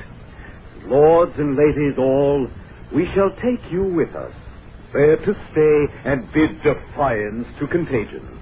The walls are strong and lofty, the gates of iron, and once within them, we will leave the world outside.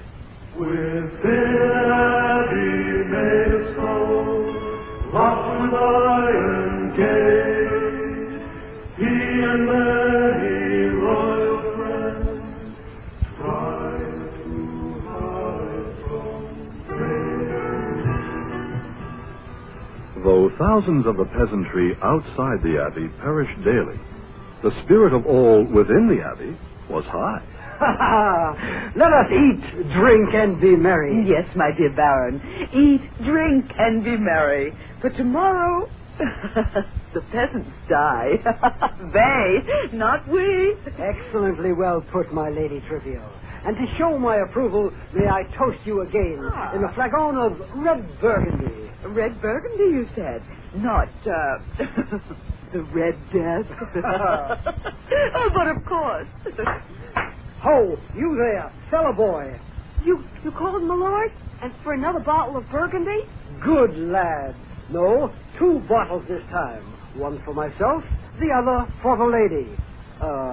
You are a Burgundian yourself, I believe, eh, boy? Aye, my lord. Some months, though, since I've seen my native village. No doubt, too. It'll be some months more before you see it again. If ever. The Red Death was not far away when I fled from there. Oh, yes. I must say my taste for this conversation grows less as my thirst increases. Boy, 2 bottles, remember. Oh, but of course, my lord. At once. Despite occasional reminders of the plague that raged outside, for the most part the mood at the abbey was of the gayest. Prince Prospero had seen to that by providing all kinds of entertainment. We shall have buffoons, actors, ballet dancers, musicians. Not to mention beauty and wine, all within these walls. Can there be anything better, or even as good, outside? You know what's outside, and how much worse that is. We all know. And you know, too, that no mention is to be made here of that. And so, for your amusement, I have commanded that there be a masked ball. Oh. A ball of the most unusual magnificence. We shall use all 7 chambers of the old wing of the abbey. A masked ball.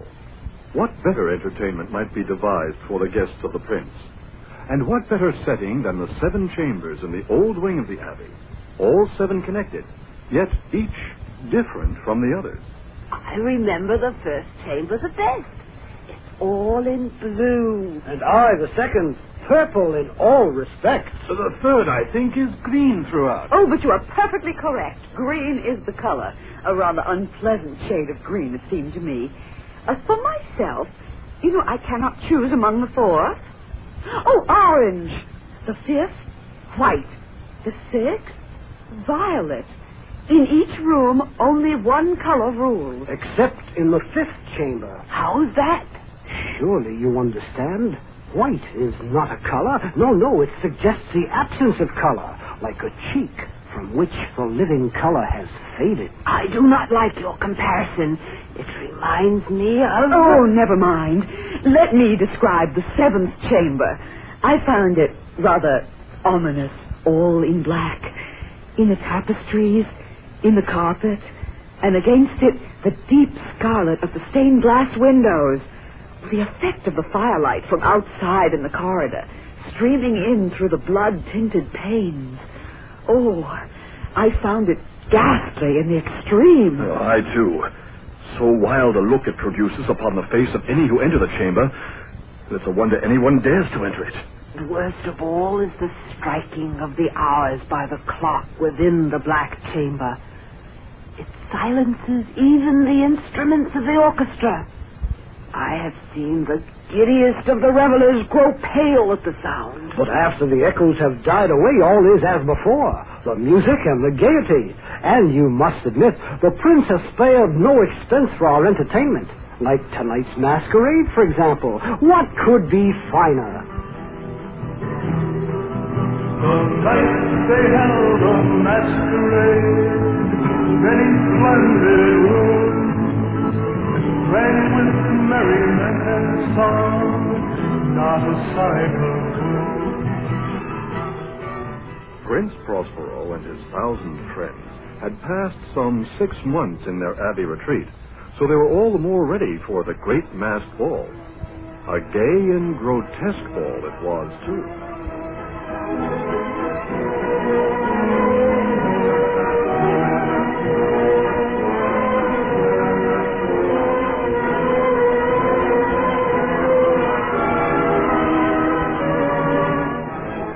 With glare and glitter and delirious mad fancies, there was much of the beautiful, much of the bizarre, something of the terrible, not a little to excite disgust. To and fro in their masks stalked a multitude of dreams, taking color from the colors of the chambers, until the great clock in the black chamber struck and silenced the revelries.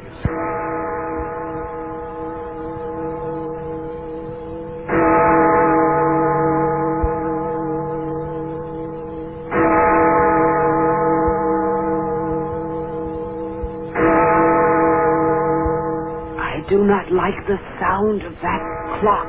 Oh, why not? It makes the time pass. But it seems these chimes are stealing time from all of us, not merely recording its passing. Nonsense. Here in our safe retreat, time stands still. What have we to do with time?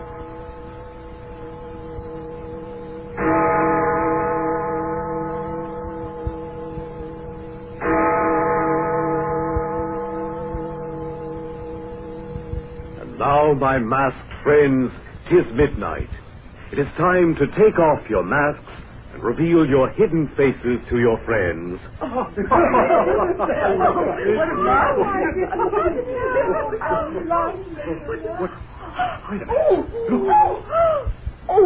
dear Baron, will you just look at that mask over there? Why doesn't he remove that ghastly costume? I see what you mean. Why, that reveler, whoever he may be, he has certainly gone beyond the bounds of good taste. No doubt of it. True, dancing skeletons are an honored presence at every masquerade, but this one with those scarlet stains upon his costume, that crimson horror on his mask, that can only represent... The Red Death. Yes. Clearly that is what this masquerader is disguised as. Look how he stalks to and fro among the waltzes, as if to carry out his grim humor. I see, and I perceive, so does Prince Prospero. Listen. Who dares insult us with this awful mockery? Seize him and unmask him. Yes. Seize him as the prince commands. Then we may know whom we have to hang at sunrise from our battlements. Is there no one who will seize this tasteless masker? In fearful silence and great dread, the prince, and all the once gay masqueraders shrank from the sinister and ghastly figure. And the awesome stranger, still masked, moved silently through 6 of the chambers, until finally Prince Prospero himself, with a drawn dagger, finally confronted him in the final chamber, the Room of Black. Raising his dagger against the fearsome jester, the prince cried out in fury, "You shall pay for your mockery of ourselves and our friends with your blood, sir." Those who had followed closely saw the figure turn and face the prince.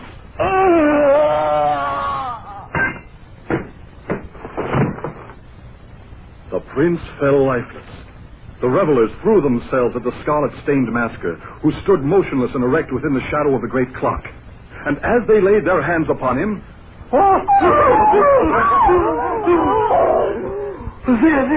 There's nothing within these garments. No face behind the mask. There's nothing but the Red Death itself. The masquerade was over. The Red Death had come like a thief in the night and claimed them all. And one by one the revelers dropped in the blood-stained hall. And darkness, decay, and the Red Death held endless dominion over all.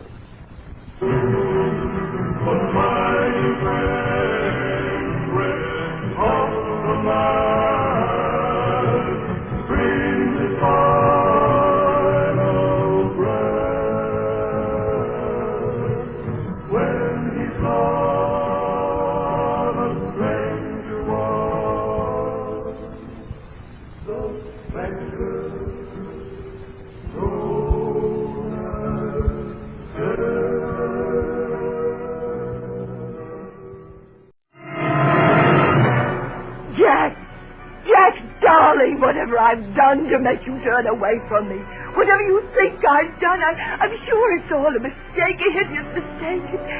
And we'll be good friends again someday. Oh, please forgive me, Jack, dear. Agnes, in the name of all that's holy, will I never be rid of you and your phantom rickshaw?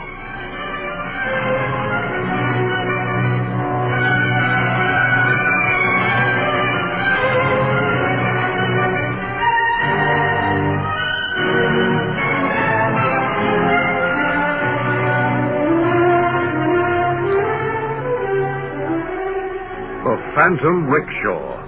This week's story by Rudyard Kipling. A classic story in our series of tales of mystery and imagination. The story you're about to hear is one that I don't expect you to believe. But my friend Jack was near death when I wrote it down at his dictation. And you can't put it all down to the fever, even though, as everybody knows, the fever in India can make you see, or imagine you see, remarkable and fearful things.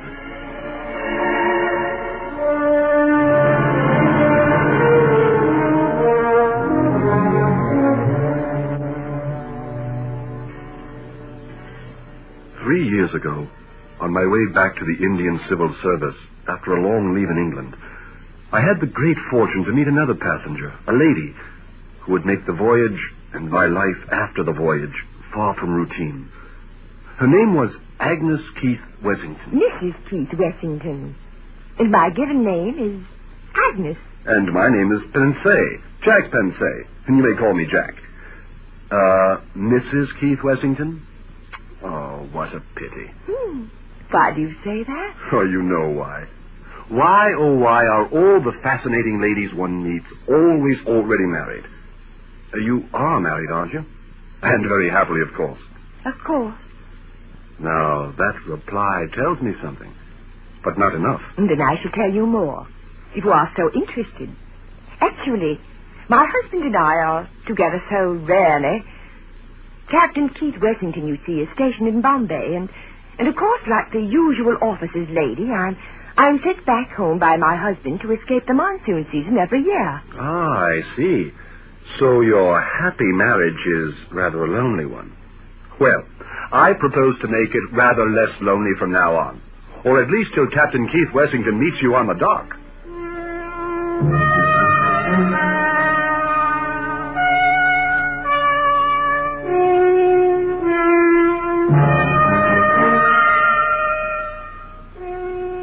Before the end of our voyage, Agnes and I were desperately in love with one another.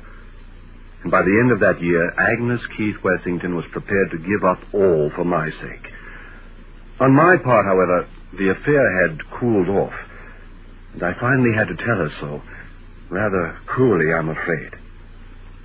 I tell you, Agnes, I'm sick of the whole thing. Sick of your presence, tired of your company, and utterly, completely weary of the sound of your voice. Jack, darling, I'm sure it's all a mistake, a hideous mistake, and we'll be good friends again someday. Oh, please forgive me, Jack, dear, if I've done anything... Forgive you? For something you've done? Oh, can't you get it into your head? It isn't anything you've done, it's what you are. Now, how can you ask me to forgive you that? I don't understand. We were such good friends, more than friends. You made me feel once more that life had so much still to offer. And I did think I made you feel the same way. You did feel that way. Tell me you did, that you still do. If I ever did, and I doubt that very much. It's all over and done with now. Now and forever. Now go away, Agnes. Go away and leave me alone.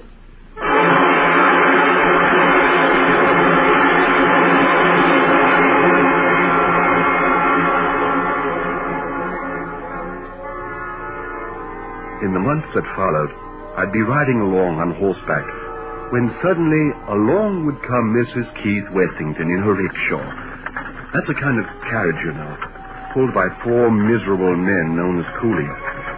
Among all the other carriages that crowded the road, this rickshaw was always easy to spot. It had yellow panels, and the coolies wore black and white costumes. There had been a time, a long time ago it seemed now, when I'd watch eagerly for that rickshaw with Mrs. Wessington in it. But now I couldn't stand the sight, especially with that pale white face of hers. For after our breakup, she grew more and more pale and thin every month. But one day, I saw that rickshaw approaching. And why, I don't know. Could it have been pity? I stopped to tell Mrs. Wessington everything. As it turned out, she already knew. So I hear you're engaged, Jack, dear. I'm sure it's all a mistake, a hideous mistake. We shall be as good friends someday, Jack, as we ever were. If we ever were. Looking at you now and listening to your eternal whine, I can't believe I ever saw anything in you, Agnes. Oh, you're angry at me, Jack, and I'm sure I deserve it, but please forgive me. I didn't mean to make you angry, Jack. Oh, what's the use? I'm going.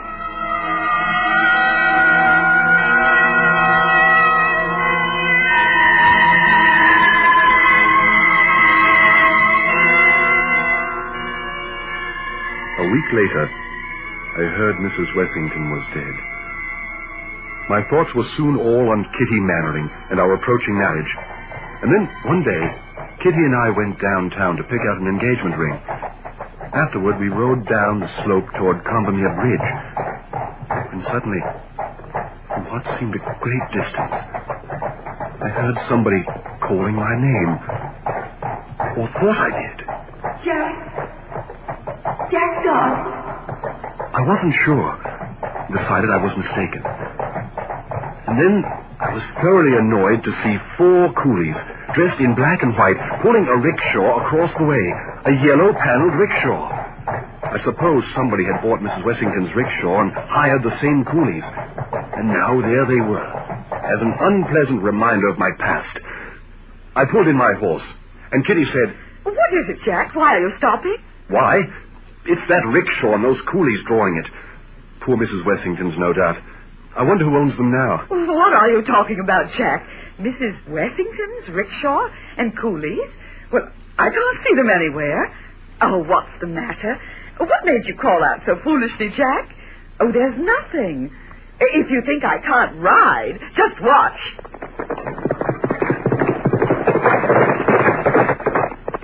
Look out! You're riding right into them!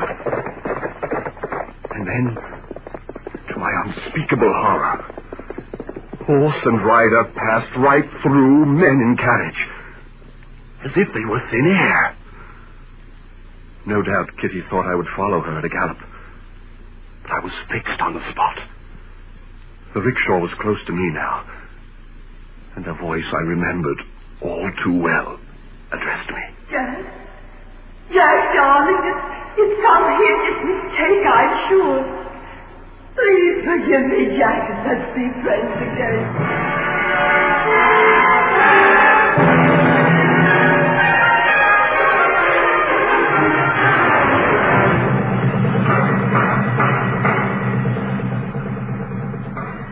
Willoughby, I don't expect you to believe all this. After all, one may see ghosts of men and women. I'll go that far. The ghost of a rickshaw with the coolies that pulled it? Really now. But the very next day, there it was again. The horror. Directly in the middle of the road in front of us. But Kitty never saw it. Not a soul in sight. Come along, Jack. I'll race you to the reservoir buildings. And once more she passed through the rickshaw. My horse followed. And once again, from within the rickshaw. Jack! Jack, dear, please forgive me. It's all a mistake, a hideous mistake. I was convinced now. But one thing still puzzled me. Mrs. Wessington was gone from this life, if not from mine. But a rickshaw? A piece of wooden machinery? And what of the 4 coolies?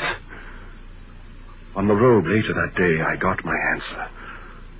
I overheard 2 men talking together. Well, whatever did become of Mrs. Wessington's rickshaw? Now, it's curious that you should ask me that particular question. As a matter of fact, my wife was extremely fond of the woman. Never could see anything in her myself. And she wanted me to pick up Mrs. Wessington's old rickshaw and coolies. Isn't that rather morbid? Agreed. But you know wives. So I went to the man who'd rented the rickshaw to Mrs. Wessington, and you know what he told me. Oh, now don't play guessing games. All right. He told me that all 4 of the men, they were brothers, had died of cholera on the way to the Khyber Pass. Poor devils. And the rickshaw? Broken up by the man himself.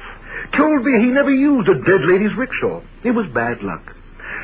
Fancy poor little Mrs. Wessington spoiling anyone's luck except her own.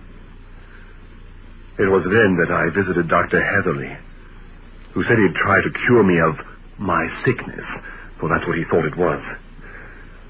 Well, after I seemed cured, I went riding with Kitty once more, and the rickshaw confronted us again, to my complete horror. What is it, Jack, dear? Oh, for the love of heaven, what is it? Has it gone, Kitty? Has it gone? Has what gone? Oh, there must be a mistake somewhere, Jack. A hideous mistake. Those words. Those very words. Yes. Yes, there is a mistake somewhere. A hideous mistake. Come and look at it. Come and look at the phantom. For pity's sake, speak to it. Tell it that you and I are to be married.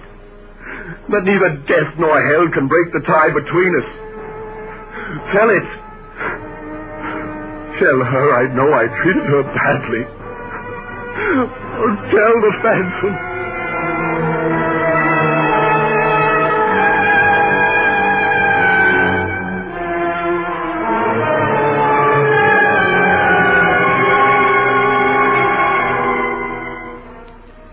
Well, of course, Jack told Kitty all about his love affair with Mrs. Wessington, and how cruelly he had ended it. And that was the end of his hopes. Kitty left him there on the road.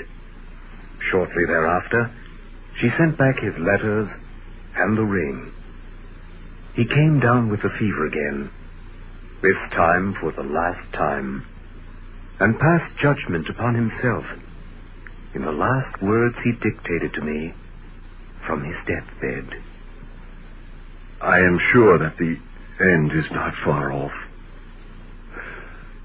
But how shall I die? Decently in my bed as an English gentleman should die? Or will my soul be wrenched from me, to take its place forever and ever by the side of the phantom? Oh, pity me if you can. And in justice, pity her too. For as surely as ever woman was killed by man, I killed Mrs. Wessington. And the last portion of my punishment is even now upon me.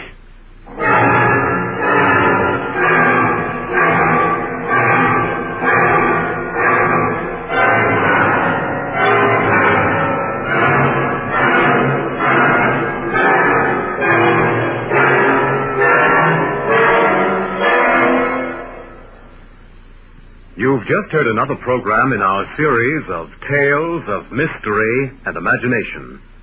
The cast included Lenore Sherman, John Ryan, Selma Silverstein, and Harold Holzberg. Today's program, The Phantom Rickshaw by Rudyard Kipling, was adapted for radio by Gerard Previn Meyer and produced and directed by your narrator, Edwin Starr.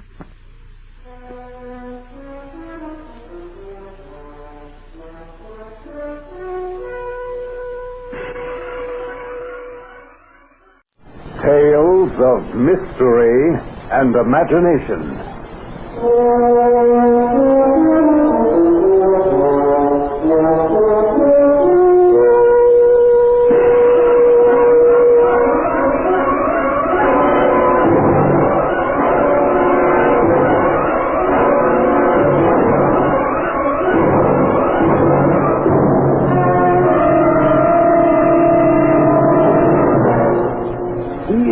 Something you won't read in the history books, because nobody ever wrote it down.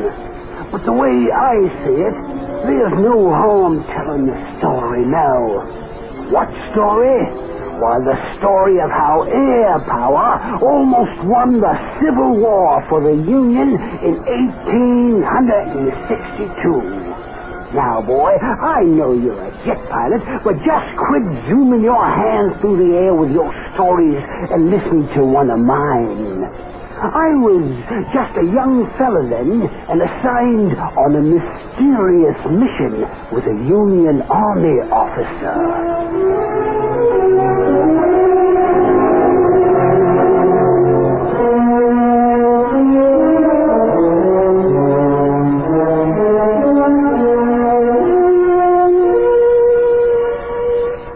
Quit Zooming Those Hands Through the Air by Jack Finney. This week's story in our series of Tales of Mystery and Imagination.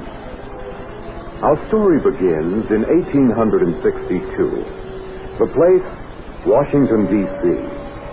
Two horsemen in uniform have stopped along Pennsylvania Avenue near the White House to talk. One, an older man, a major in the Union Army. The other, in a private uniform, is hardly more than a boy. It's nighttime. Suddenly, the major breaks the silence.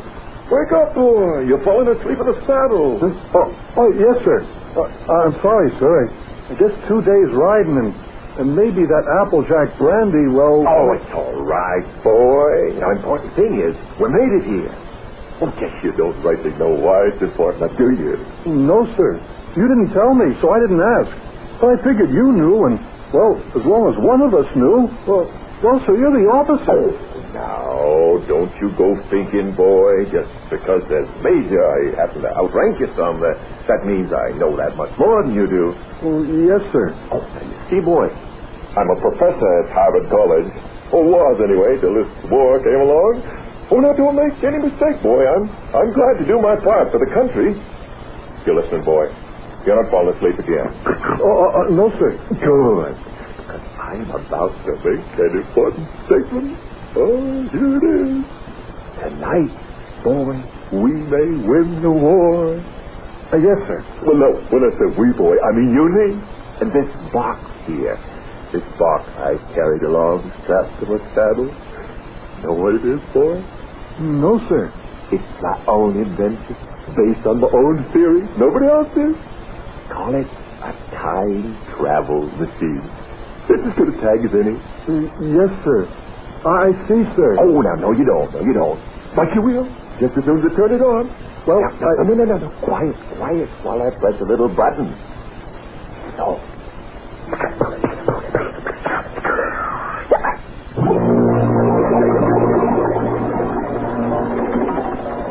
Going to win the war with this box, boy.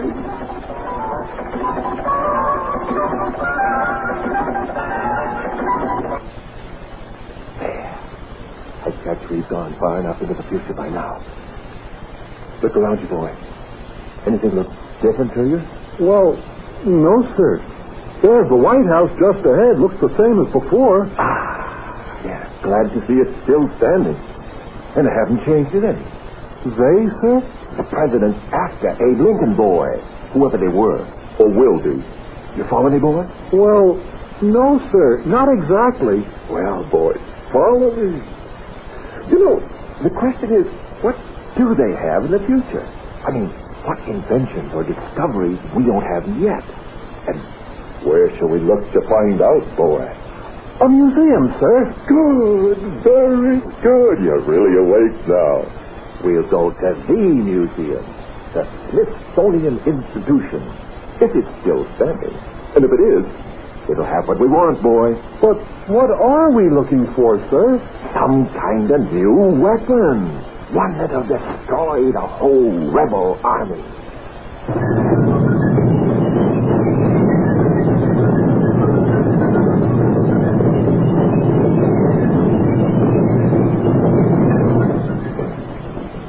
Not long after, the Major and his young companion reached the Smithsonian Museum, but found every door locked, of course. But they were able to look through the windows and make out some of the things within with the help of moonlight. And the Major was suddenly almost speechless. Will you look at that, boy? There, right smack in front of us. What do you make of those things? Well, I don't know, sir. Don't look like anything I ever saw. They're aircraft, boy. Aircraft flying machines, boy. They'll fly through the air. Don't you see the wings, boy? Oh, but that's impossible, sir. Any more impossible than this time travel machine we've been using to get here in the future, boy? Well, no, sir. If you put it that way, I guess then... Aircraft. They got aircraft. Oh, we could win the war. Our war. With aircraft. Oh, except... Except what, sir? These aircraft. We could never master them. Much too advanced. Too complicated. Yes, sir. Now, what we need is an earlier time. And I don't see any here. Oh, now, over there in the corner, boy. Well, you see what I mean? Do you see what I see? Well, tell me what you see. Well, looks like another flying machine, sir. Only a lot smaller than the others. Good. Go on. Well, don't seem to be much to it. Nothing but, well, a frame like a big box kite. And little canvas wings. That's it. Oh, it looks very like sketches I've seen of Leonardo's model flying machine. Leonardo, sir? Leonardo da Vinci, boy. Only this isn't just a model. It's big enough to carry a man. 2 men. And it worked. It must have worked, or it wouldn't be here. Oh, this is it, boy. This is why we came. Oh, no, stand back. Stand back while I break the glass in this door.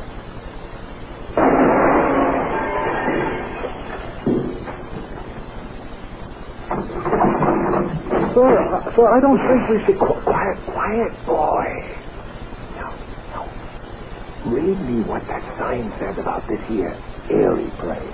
It says, this is the original aeroplane that Orville and Wilbur Wright put into the air in 1903. 1903? At Kitty Hawk, North Carolina.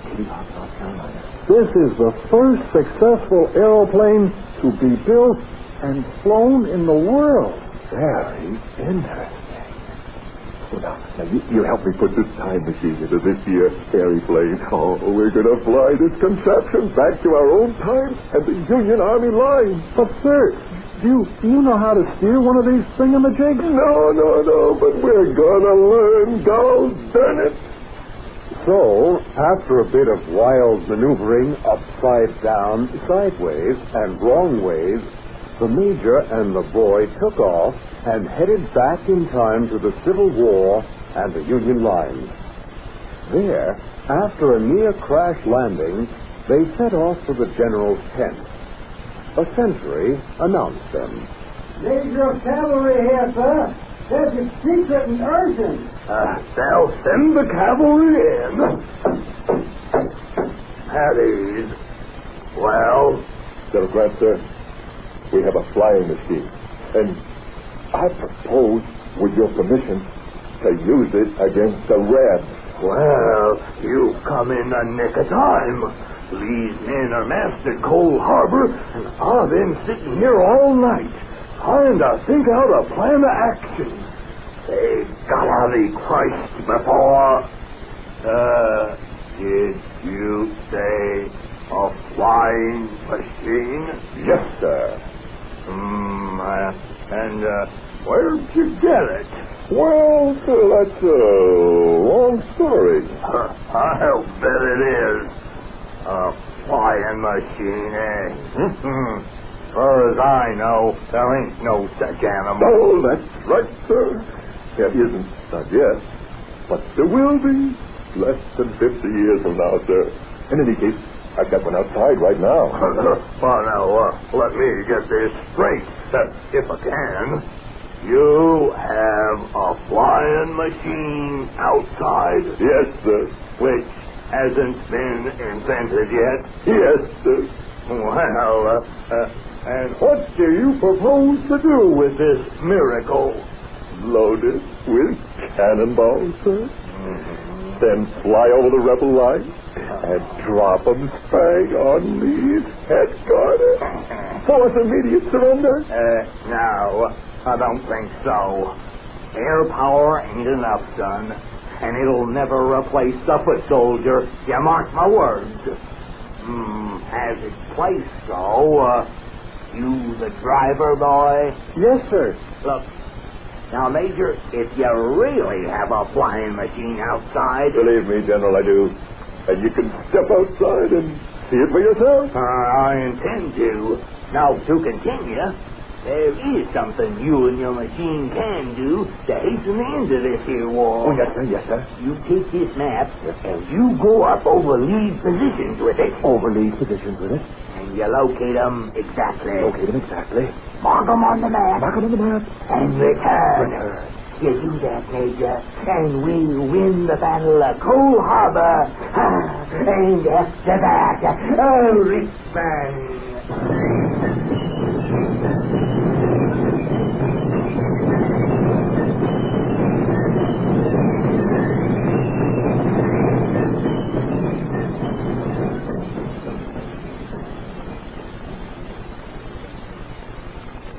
Of course, there was a real Battle of Cold Harbor in 1862. And I know us on the Union side lost it in spite of the stolen airplane. What went wrong? Well, boy, you wouldn't believe this. But somehow, instead of fueling the engine of that flying machine with gasoline, we filled it from General Grant's jug. And naturally, that turned out to be whiskey.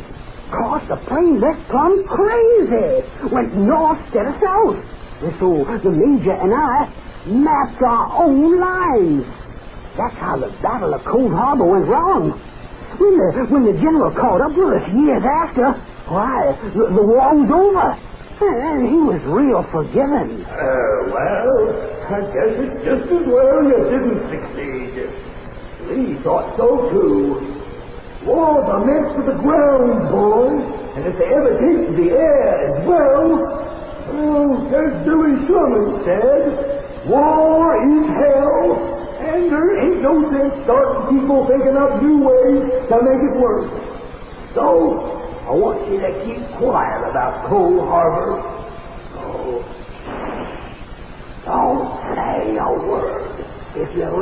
be 100. Yes, sir, I told the general, and I never have. But I am way past 100 now, son. And if the general wanted me to keep quiet after that, why, he had said so. Now, boy, take those hands out of the air. Wait till the world's first pilot gets through talking.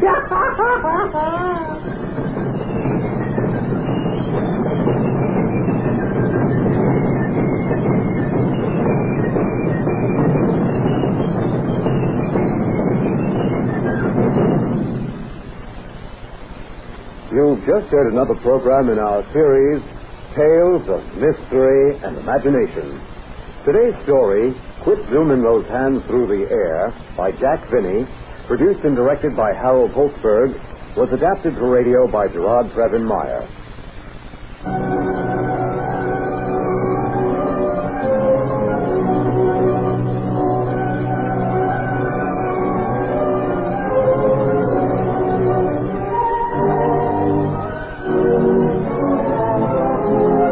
Tales of Mystery and Imagination.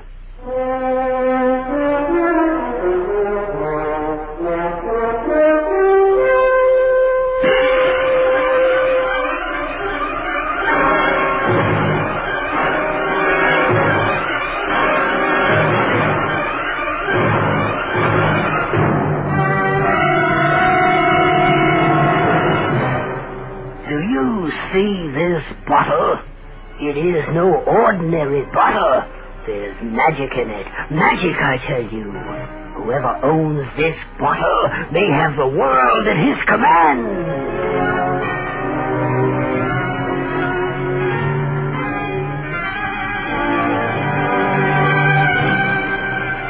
Each week at this time, we bring you a story from the classic Tales of Mystery and Imagination.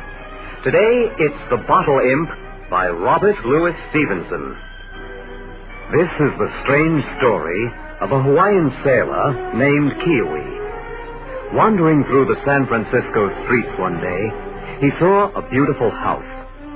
An old man standing in the doorway watched Kiwi for a while, and then he said, "Well, sailor, you seem to admire my house. Well, it's the most beautiful house I've ever seen. There's no reason why you can't have it. Or a house even finer than this one." You must think I'm a rich man. How much money do you have, sailor? Oh, about $50. $50. Well, that's not much. But, you can have it for $50. What? The house? Well, no, not the house, but, the bottle. What bottle? You see, sailor, I appear to you so rich and fortunate. But all my fortune came out of a bottle no bigger than a pint. Here it is. What? This bottle? Why, it's just an ordinary glass bottle. It was made of glass, sailor, but the glass was tempered in the flames of hell. A devil lives in this bottle, a tiny imp. Yes, if you look closely, you can see its shadow through the glass. Look for yourself. Something does move inside, but I can't see it clearly.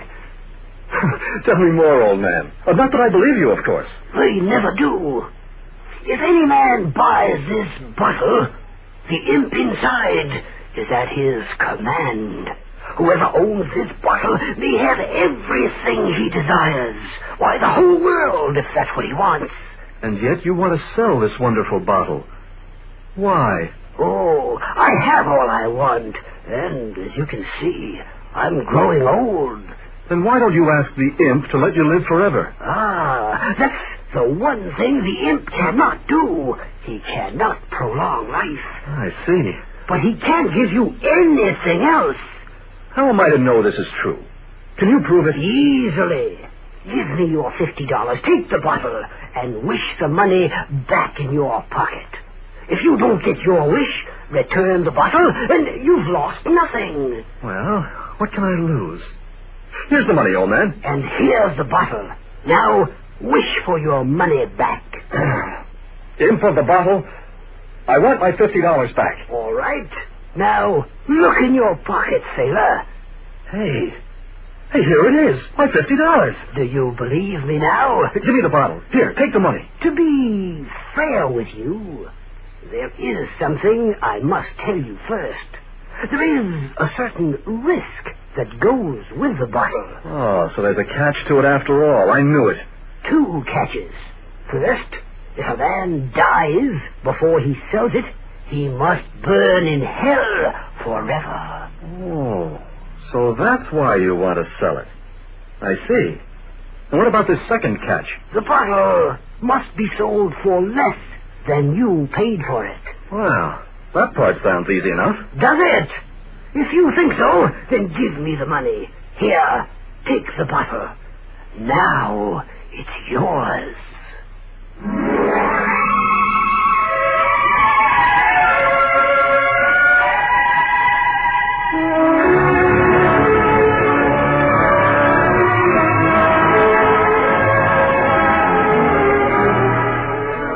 And so Kiwi took the bottle under his arm and went back to his ship. He set sail for Hawaii, his home, and all through the voyage he dreamed his dream. To have a house in the garden on the Kona coast where I was born. A beautiful house. More beautiful than the old man's house. With flowers in the garden, pictures on the walls, and fine carpets on the floors. With balconies all around, like the king's palace. And then Kiwi held the bottle tightly, and he said, Imp of the bottle, I want the finest house on the Kona coast. It seemed to Kiwi that the bottle jumped a little as he held it. But nothing else happened till he arrived at Hawaii. On the beach, he met an old friend who said, Welcome home, Kiwi. Ah, but how sad it must be to come home for a funeral. A funeral? I don't understand, Lapaka. What funeral? Is it possible you haven't heard? Well, don't talk in riddles, I beg you. What has happened? Oh, it grieves me to tell you this, Kiwi. Your uncle and his son, your cousin, were drowned at sea. Drowned at sea? Oh, no. Oh, I loved my uncle. My cousin and I grew up together. And they loved you too, Kiwi. Know this for a fact. For all your uncle's lands are yours now. And all his money, too. You are a rich man.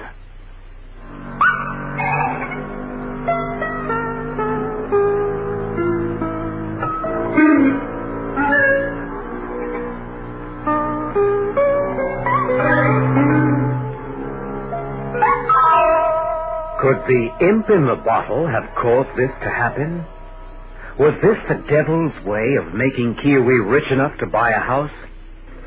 Kiwi was frightened. But in time, he began to think about his house again. He went to an architect, and he said, Build me the most beautiful house on the Kona coast. A house on the mountain, overlooking the sea. And when the house was finished, everyone came to admire it. Kiwi's friends said, Oh, this is the finest house on the island. Are you happy now, Kiwi? Oh, happy? Oh, it's better than I dreamed a house could be. You're lucky, Kiwi. I know. Tell me, my friend, is there something that you have always wanted? Aye, a beautiful sailing ship to take me from island to island. Well, suppose I told you that you could have your schooner tomorrow. Oh, it's cruel to make jokes about a man's secret dreams. My friend, I am not joking. Listen, and I'll tell you where my fortune came from. And Kiwi told him about the bottle and the imp who lived inside. His friend listened in wonder, and then he said, If you're telling me the truth, Kiwi, then you must sell the bottle, or the devil will certainly take you. How much do you want for it? Well, how much do you have? Well, I have, $20. Give me the money and take the bottle. But remember, you must sell it to somebody for less than what you're paying me. I know. Kiwi, if I didn't want my schooner more than anything else in the world, well, I wouldn't touch that evil thing. Ah, but you do want your schooner. Here's the money. I'll get my schooner, And then I'll get rid of this devil's bottle as fast as I can.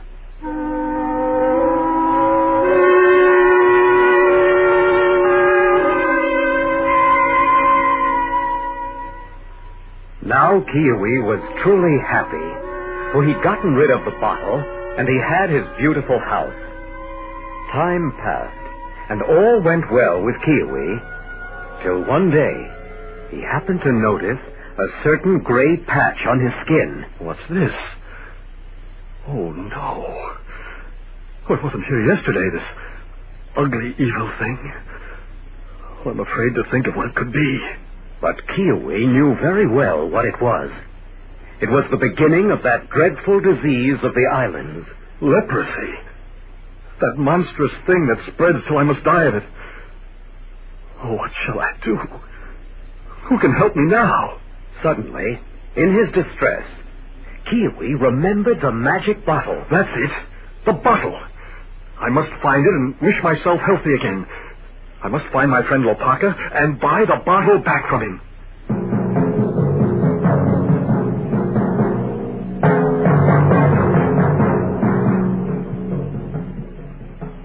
Tell me, is this the house of a man named Lopaka? Yes, this is his house. But Lopaka is not here. Where is he? Sailing somewhere on the seven seas. Who knows where? But I must find him. I must. You seem desperate, sir. Perhaps you can tell me what you want of him. You see, I am Lopaka's lawyer. Yes. Yes, maybe you can help. It's about a certain property which I sold him long ago. I want to buy it back. A certain property? Yes. I see. Would it by any chance be a certain bottle? Yes. Yes, how did you know? Because, my friend, he sold that bottle to me. To you? Then sell it to me, I beg you. I wish I could, but I sold it long ago. To whom? Tell me his name. Gladly. But I'm afraid I have bad news. Well, what are you saying? The man who bought the bottle from me has in turn sold it to someone else. The man's name, what is it? Here, I'll write it down for you. But remember, it was a long time ago. Who knows how many times the bottle has been sold since then?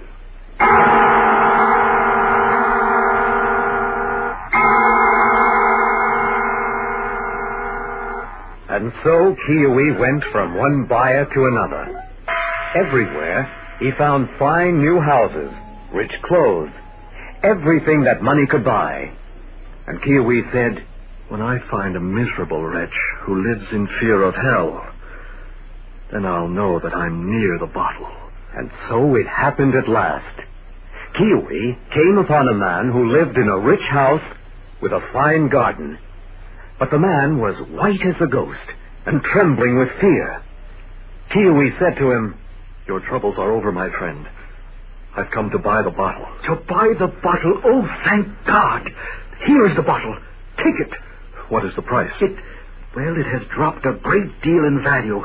The bottle has changed hands many times. Yes, I know. Just tell me the price. Well, I paid 2 cents for it. 2 cents? Why, then you can only sell it for 1. And if I buy it, I can never sell it again. For God's sake, buy it. You can have all my fortune into the bargain. All I have in the world, but please, buy it. Then I'd be stuck with this devil's bottle till I die.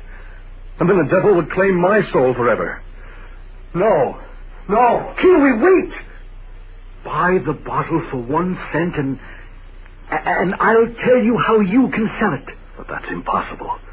1 cent is the smallest coin there is. Yes, that's true here, but not in England. In England, they have a piece called a farthing, which is worth about half a cent. It's a devil's bargain. But I'll take it. Give me the bottle. Why do you call it a devil's bargain? Have you forgotten about the poor soul who buys the bottle from me? It will be his forever. Give me the bottle. And so Kiwi bought the bottle. After wishing himself cured of his illness, he sailed to England, looking for a man greedy enough to gamble with the devil, as so many had already done.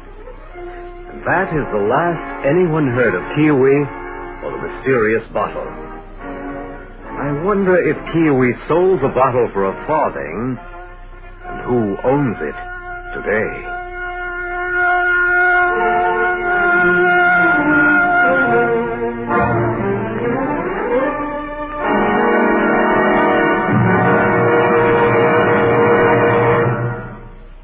Today's story, The Bottle Imp, by Robert Louis Stevenson, produced and directed by Harold Holtzberg, was adapted for radio by Thelma Feld.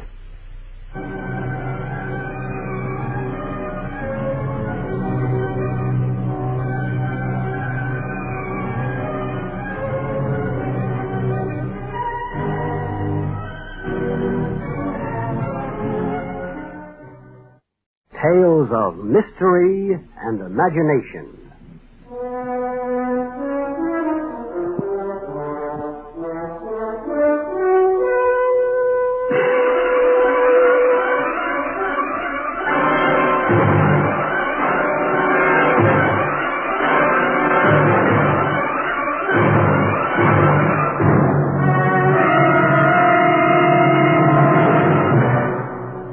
When Hiram Otis, the American ambassador to the court of St. James, leased the ancient English castle called Canterville Chase, everyone told him he was doing a very foolish thing. Not only was it cold and drafty, like so many old English castles, it had another drawback, also to be found in many an antique ruin. Oh, there's no doubt about it at all, Mr. Otis. The place is definitely haunted. A point of fact, the Canterville Ghost has been well known for 3 centuries. Since 1584, to be exact. I hope, Lord Canterville, you're not just trying to talk me out of taking this place, because my whole family's quite taken with it, and I can't disappoint them now. Well, Mr. Lotus, if you don't mind a ghost in the house, it's all right. Only you must remember, I warned you.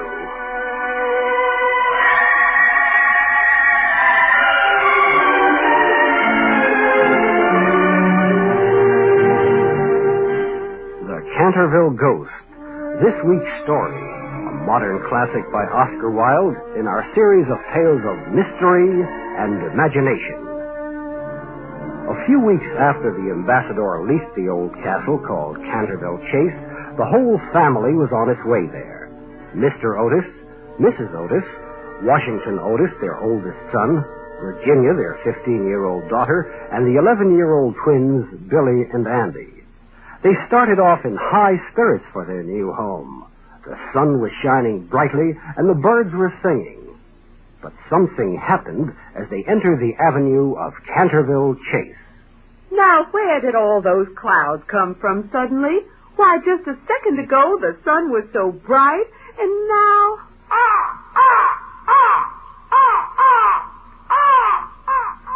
The raven himself is hoarse that croaks the fatal entrance of Duncan under my battlements.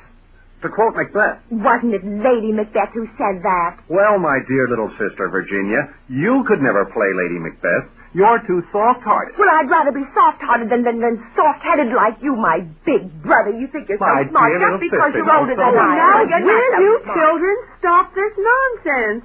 This is no way for the new tenants of Canterville Chase to behave, especially when a very proper English housekeeper is waiting on the steps of our new home to welcome us. Oh, and I do believe she's curtsying. I bid you welcome to Canterville Chase. If you'll all follow me. Oh, we'd be most happy to, Mrs. Umney. You'll find I've laid out the tea. And Crumpets! Oh, it's also very English. Dear me, I'm afraid something's been spilled on the floor over there by the fireplace. That dull red stain. Yes, madam. Blood has been spilled on the floor. The blood of Lady Eleanor de Canterville, who was murdered on that very spot by her own husband, Sir Simon de Canterville, in 1575. And it cannot be removed. Oh, come on now, Mrs. Umney. I guarantee you, Pinkerton's champion stain remover and detergent will clean it up in no time. And fortunately, I just happen to have some of this peerless product along with me. See? I'll demonstrate. But, sir... There. You see? It's gone. No trace of any blood stain.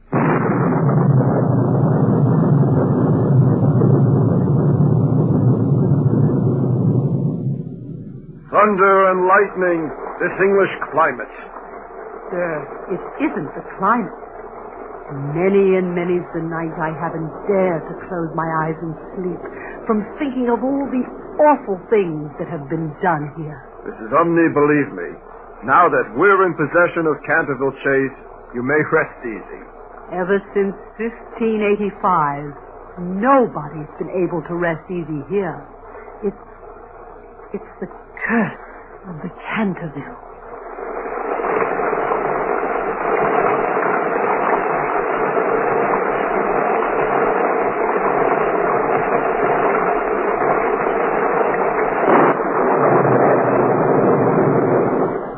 All that night, the storm raged fiercely. And the next morning, when they came down to breakfast... Oh, dear. There's that terrible stain of blood on the floor again. Hey, so it is. It must have been the ghost that put the blood stain back. Well, another wipe with Pinkerton should take care of that. There. It's gone. But in the days that followed, the bloodstain continued to reappear. And each time it did, Washington removed it. And each time that happened, the Canterville Ghost became more highly incensed. He determined to put a stop to this insult to his ghosthood, and to put one member of the Otis household after another to the test. But the results were not at all what he had expected. What in the name of all that's holy or unholy can that be? It sounds like clanking chains. And at this hour of the night? What time is it anyway? Exactly 1 o'clock. Shouldn't be anybody up at this hour. Could it be the ghost? It is. It must be. Complete with eyes like red burning coals, long gray hair, ancient clothes and chains. That explains the noise.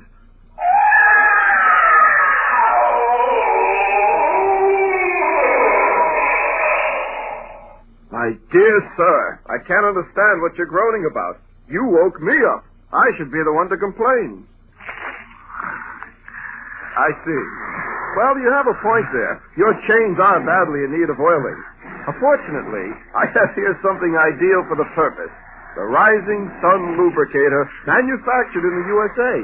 You can't beat it. It's absolutely guaranteed to do the job. And now you really must excuse me. I'm going back to sleep.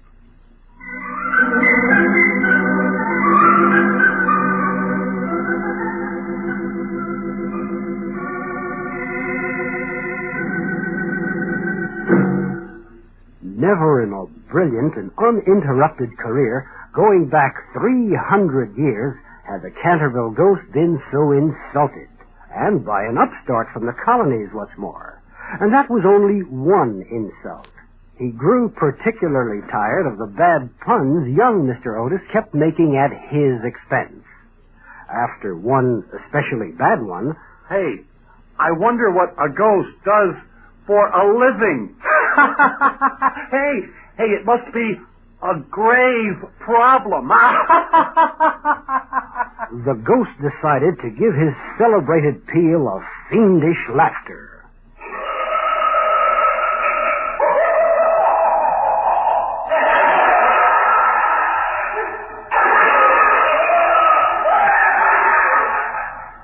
Never before had it failed to throw its listeners into uncontrollable fits. But the Otises took it as a matter of course, especially Mrs. Otis. Oh, I'm afraid our ghost is far from well. Therefore, I shall set on the table a bottle of Dr. Dobell's stomach tonic. It's a most excellent remedy, and should cure his stomachache in no time. I assume that is what he's suffering from.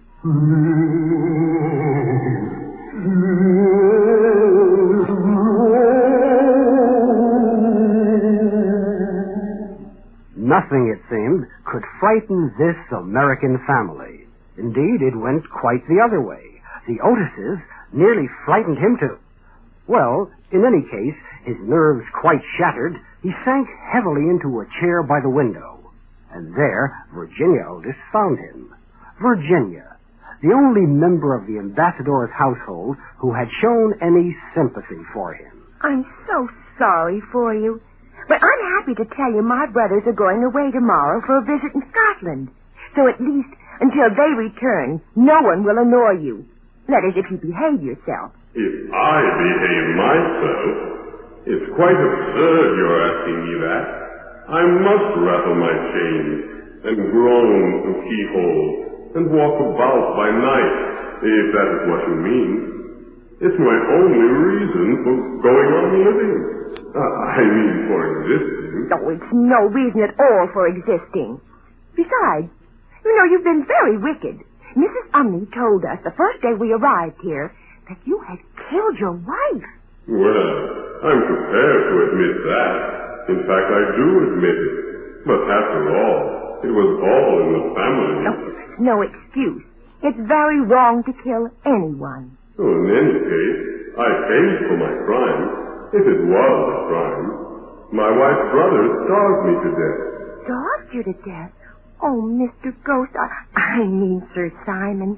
If you're hungry, I can get you a sandwich, peanut butter and jelly, or Swiss cheese. No, thank you. I never eat anything now. But it is very kind of you just to say it. My hunger is of the spirit. Oh, Miss Virginia, I am so lonely and so unhappy. I really don't know what to do. I want to go to sleep, and I cannot. You can't sleep? I haven't slept for 300 years, and I'm so tired. Oh, poor Ghost. Have you no place where you can sleep? There is a place for me, in a soft brown earth, in a little garden beyond the pine woods, the garden of death. And you can help me to find rest there. I? How can I help? You are the first person I have ever encountered in 300 years to take pity on me. Love is always with you, and love is stronger than death. If you will take me there, to the garden, if you are not afraid. Well, I'm not afraid, and I will take you there.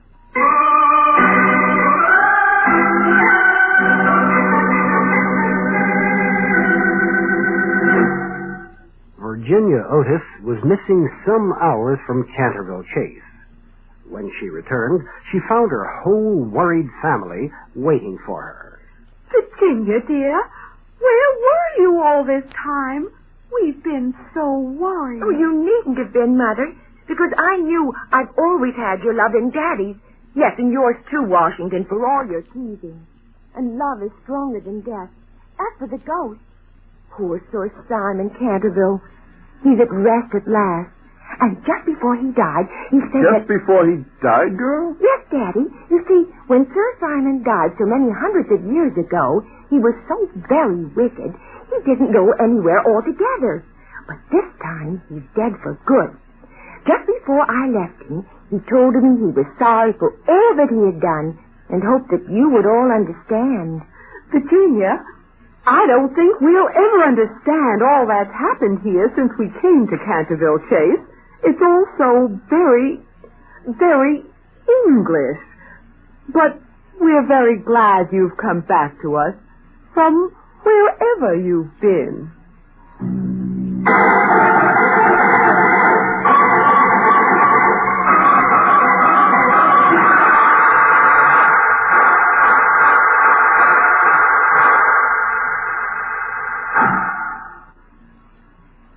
You've just heard another program in our series, Tales of Mystery and Imagination.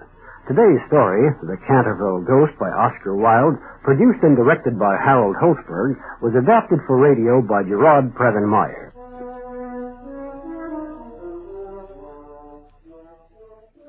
Tales of mystery and imagination.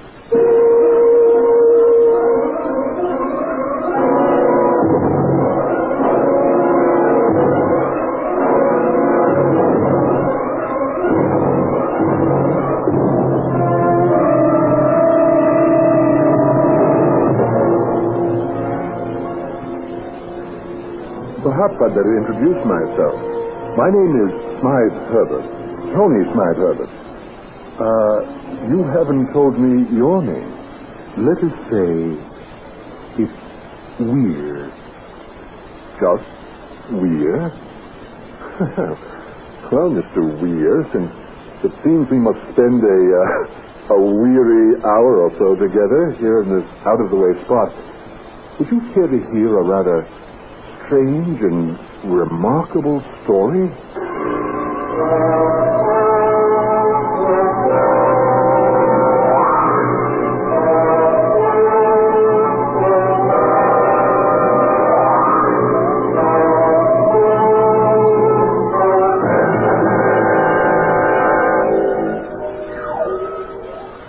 The Kill by Peter Fleming. This week's story, a modern classic in our series of tales of mystery and imagination. The story begins in a small railway station in an out-of-the-way corner of Western England. Two men, having just missed their train, have settled down there to wait for the next one, which won't be along for another hour. The younger of the two, fair and friendly, chatters away. The other man seems more the dark, silent type.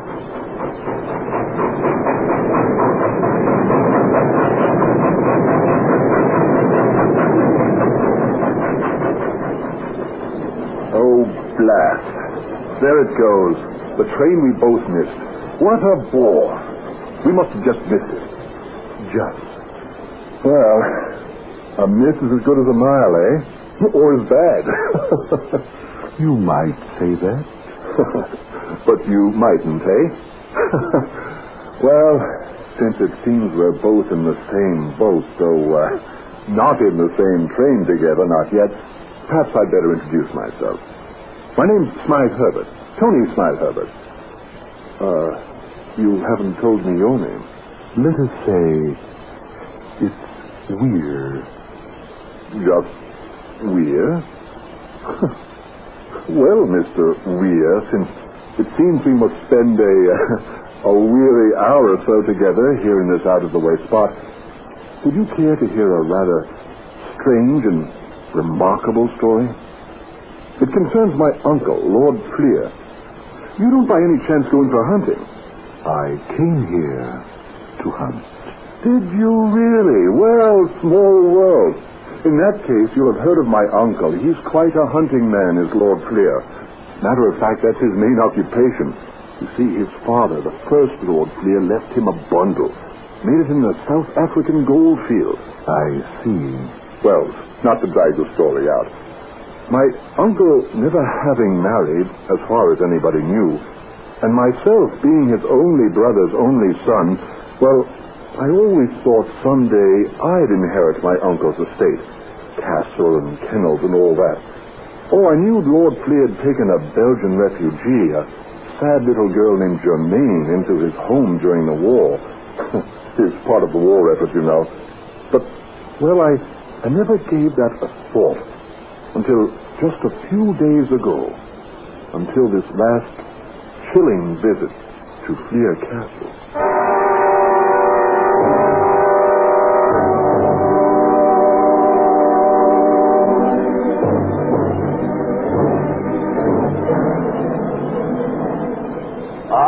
Tony, I'm glad you've come for a visit just at this time. A jolly good time of the year for hunting, eh, Uncle? That was not what I had in mind to talk about, though it is true enough.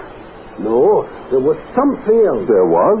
Now, Tony, if you keep interrupting me... No, dear, Oh, pardon. I did not know. I will come back later. Oh, no, Germaine. Well, I have to say to Tony, you may hear as well.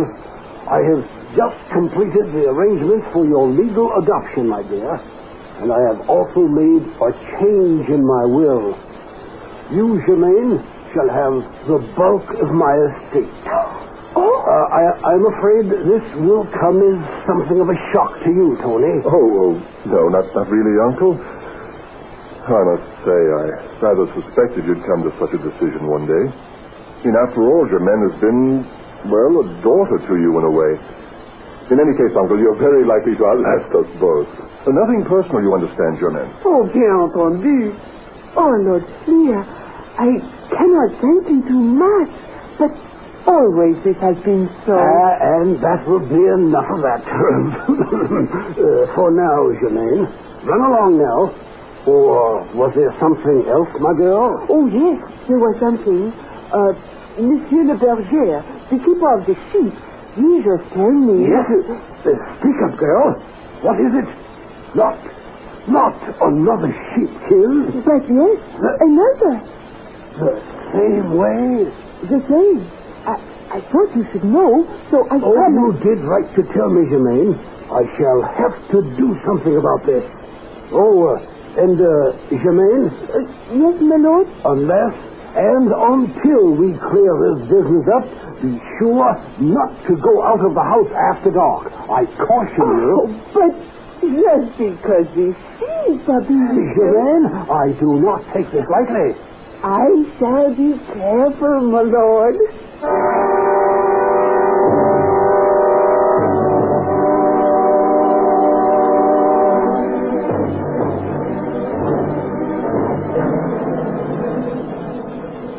Germaine comes of peasant stock. No doubt the loss of a sheep to a marauding creature. It does not frighten her enough. Well, should it, Uncle? After all, that sort of thing is common enough in the countryside. Why be so upset about it? I suppose the sheep is the property of one of your tenants. Yes, but... I know. Like any good landlord, you take the troubles of your tenants on your own shoulders. But Uncle... It's not as if it was for the first time. This sort of thing has happened too often of late.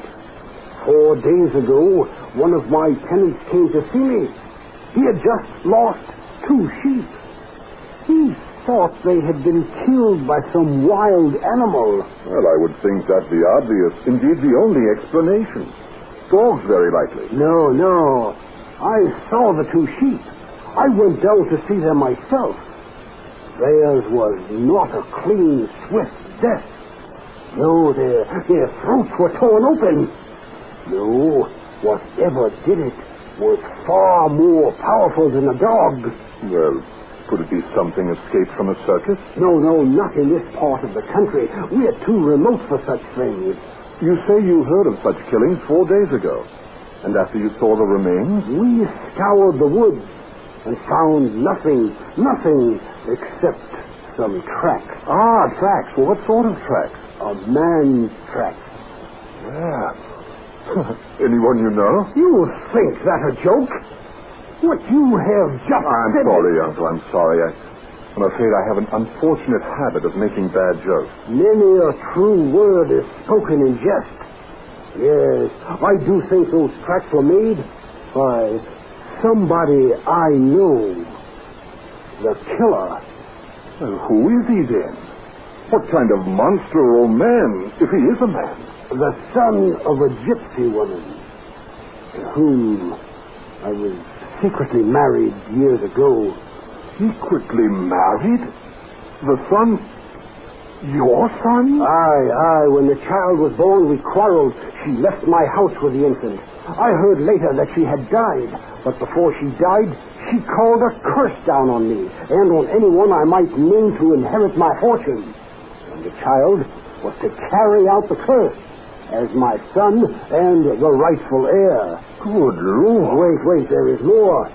The child had a strange physical characteristic. The second finger on each hand was longer than the third. I begin to understand. The mark of the werewolf. Of a human being who turns into a wolf at night. Yes. But how did you know that? I'm a devotee of horror stories. But what became of your child, of your son? He lived with one of my gamekeepers till the age of 10. Then he ran away. I had not heard of him since then. Till now. Then it's your son who is a werewolf. Your own son who is killing the sheep. Yes. For a boast or a warning or out of spite, perhaps. Because his night's hunting was wasted. Wasted? Yes. You see, his business is not with sheep.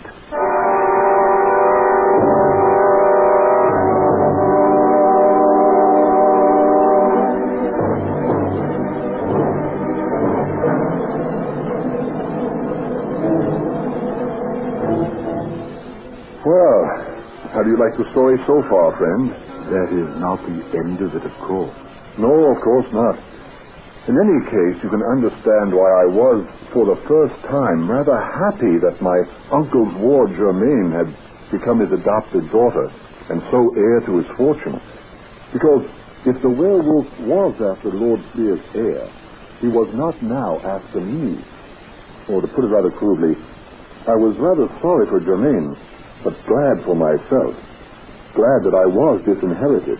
You say you were glad you were disinherited. Yes, because, well, don't you see, old chap, I didn't have to worry about the werewolf, if indeed there were a werewolf. If there were, are you suggesting there was a doubt? No, not really. There was one, all right. And he got poor Germain. Despite my uncle's caution, she was so incautious as to go out after dark, the day after he warned her not to.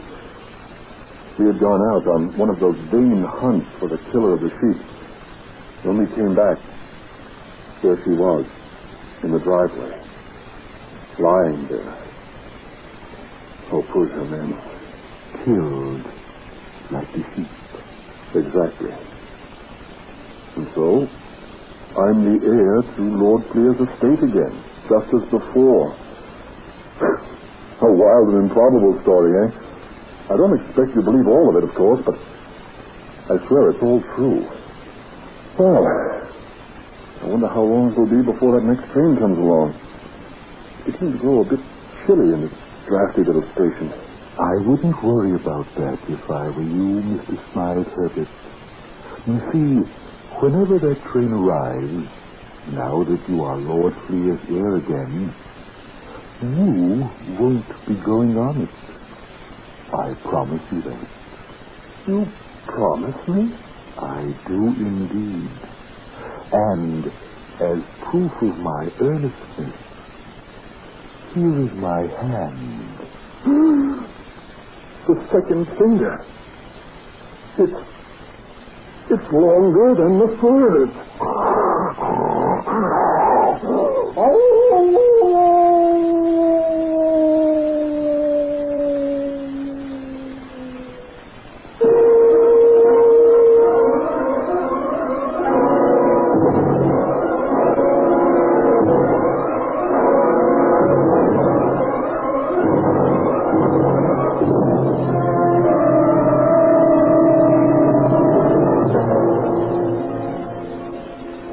Just heard The Kill in our series Tales of Mystery and Imagination.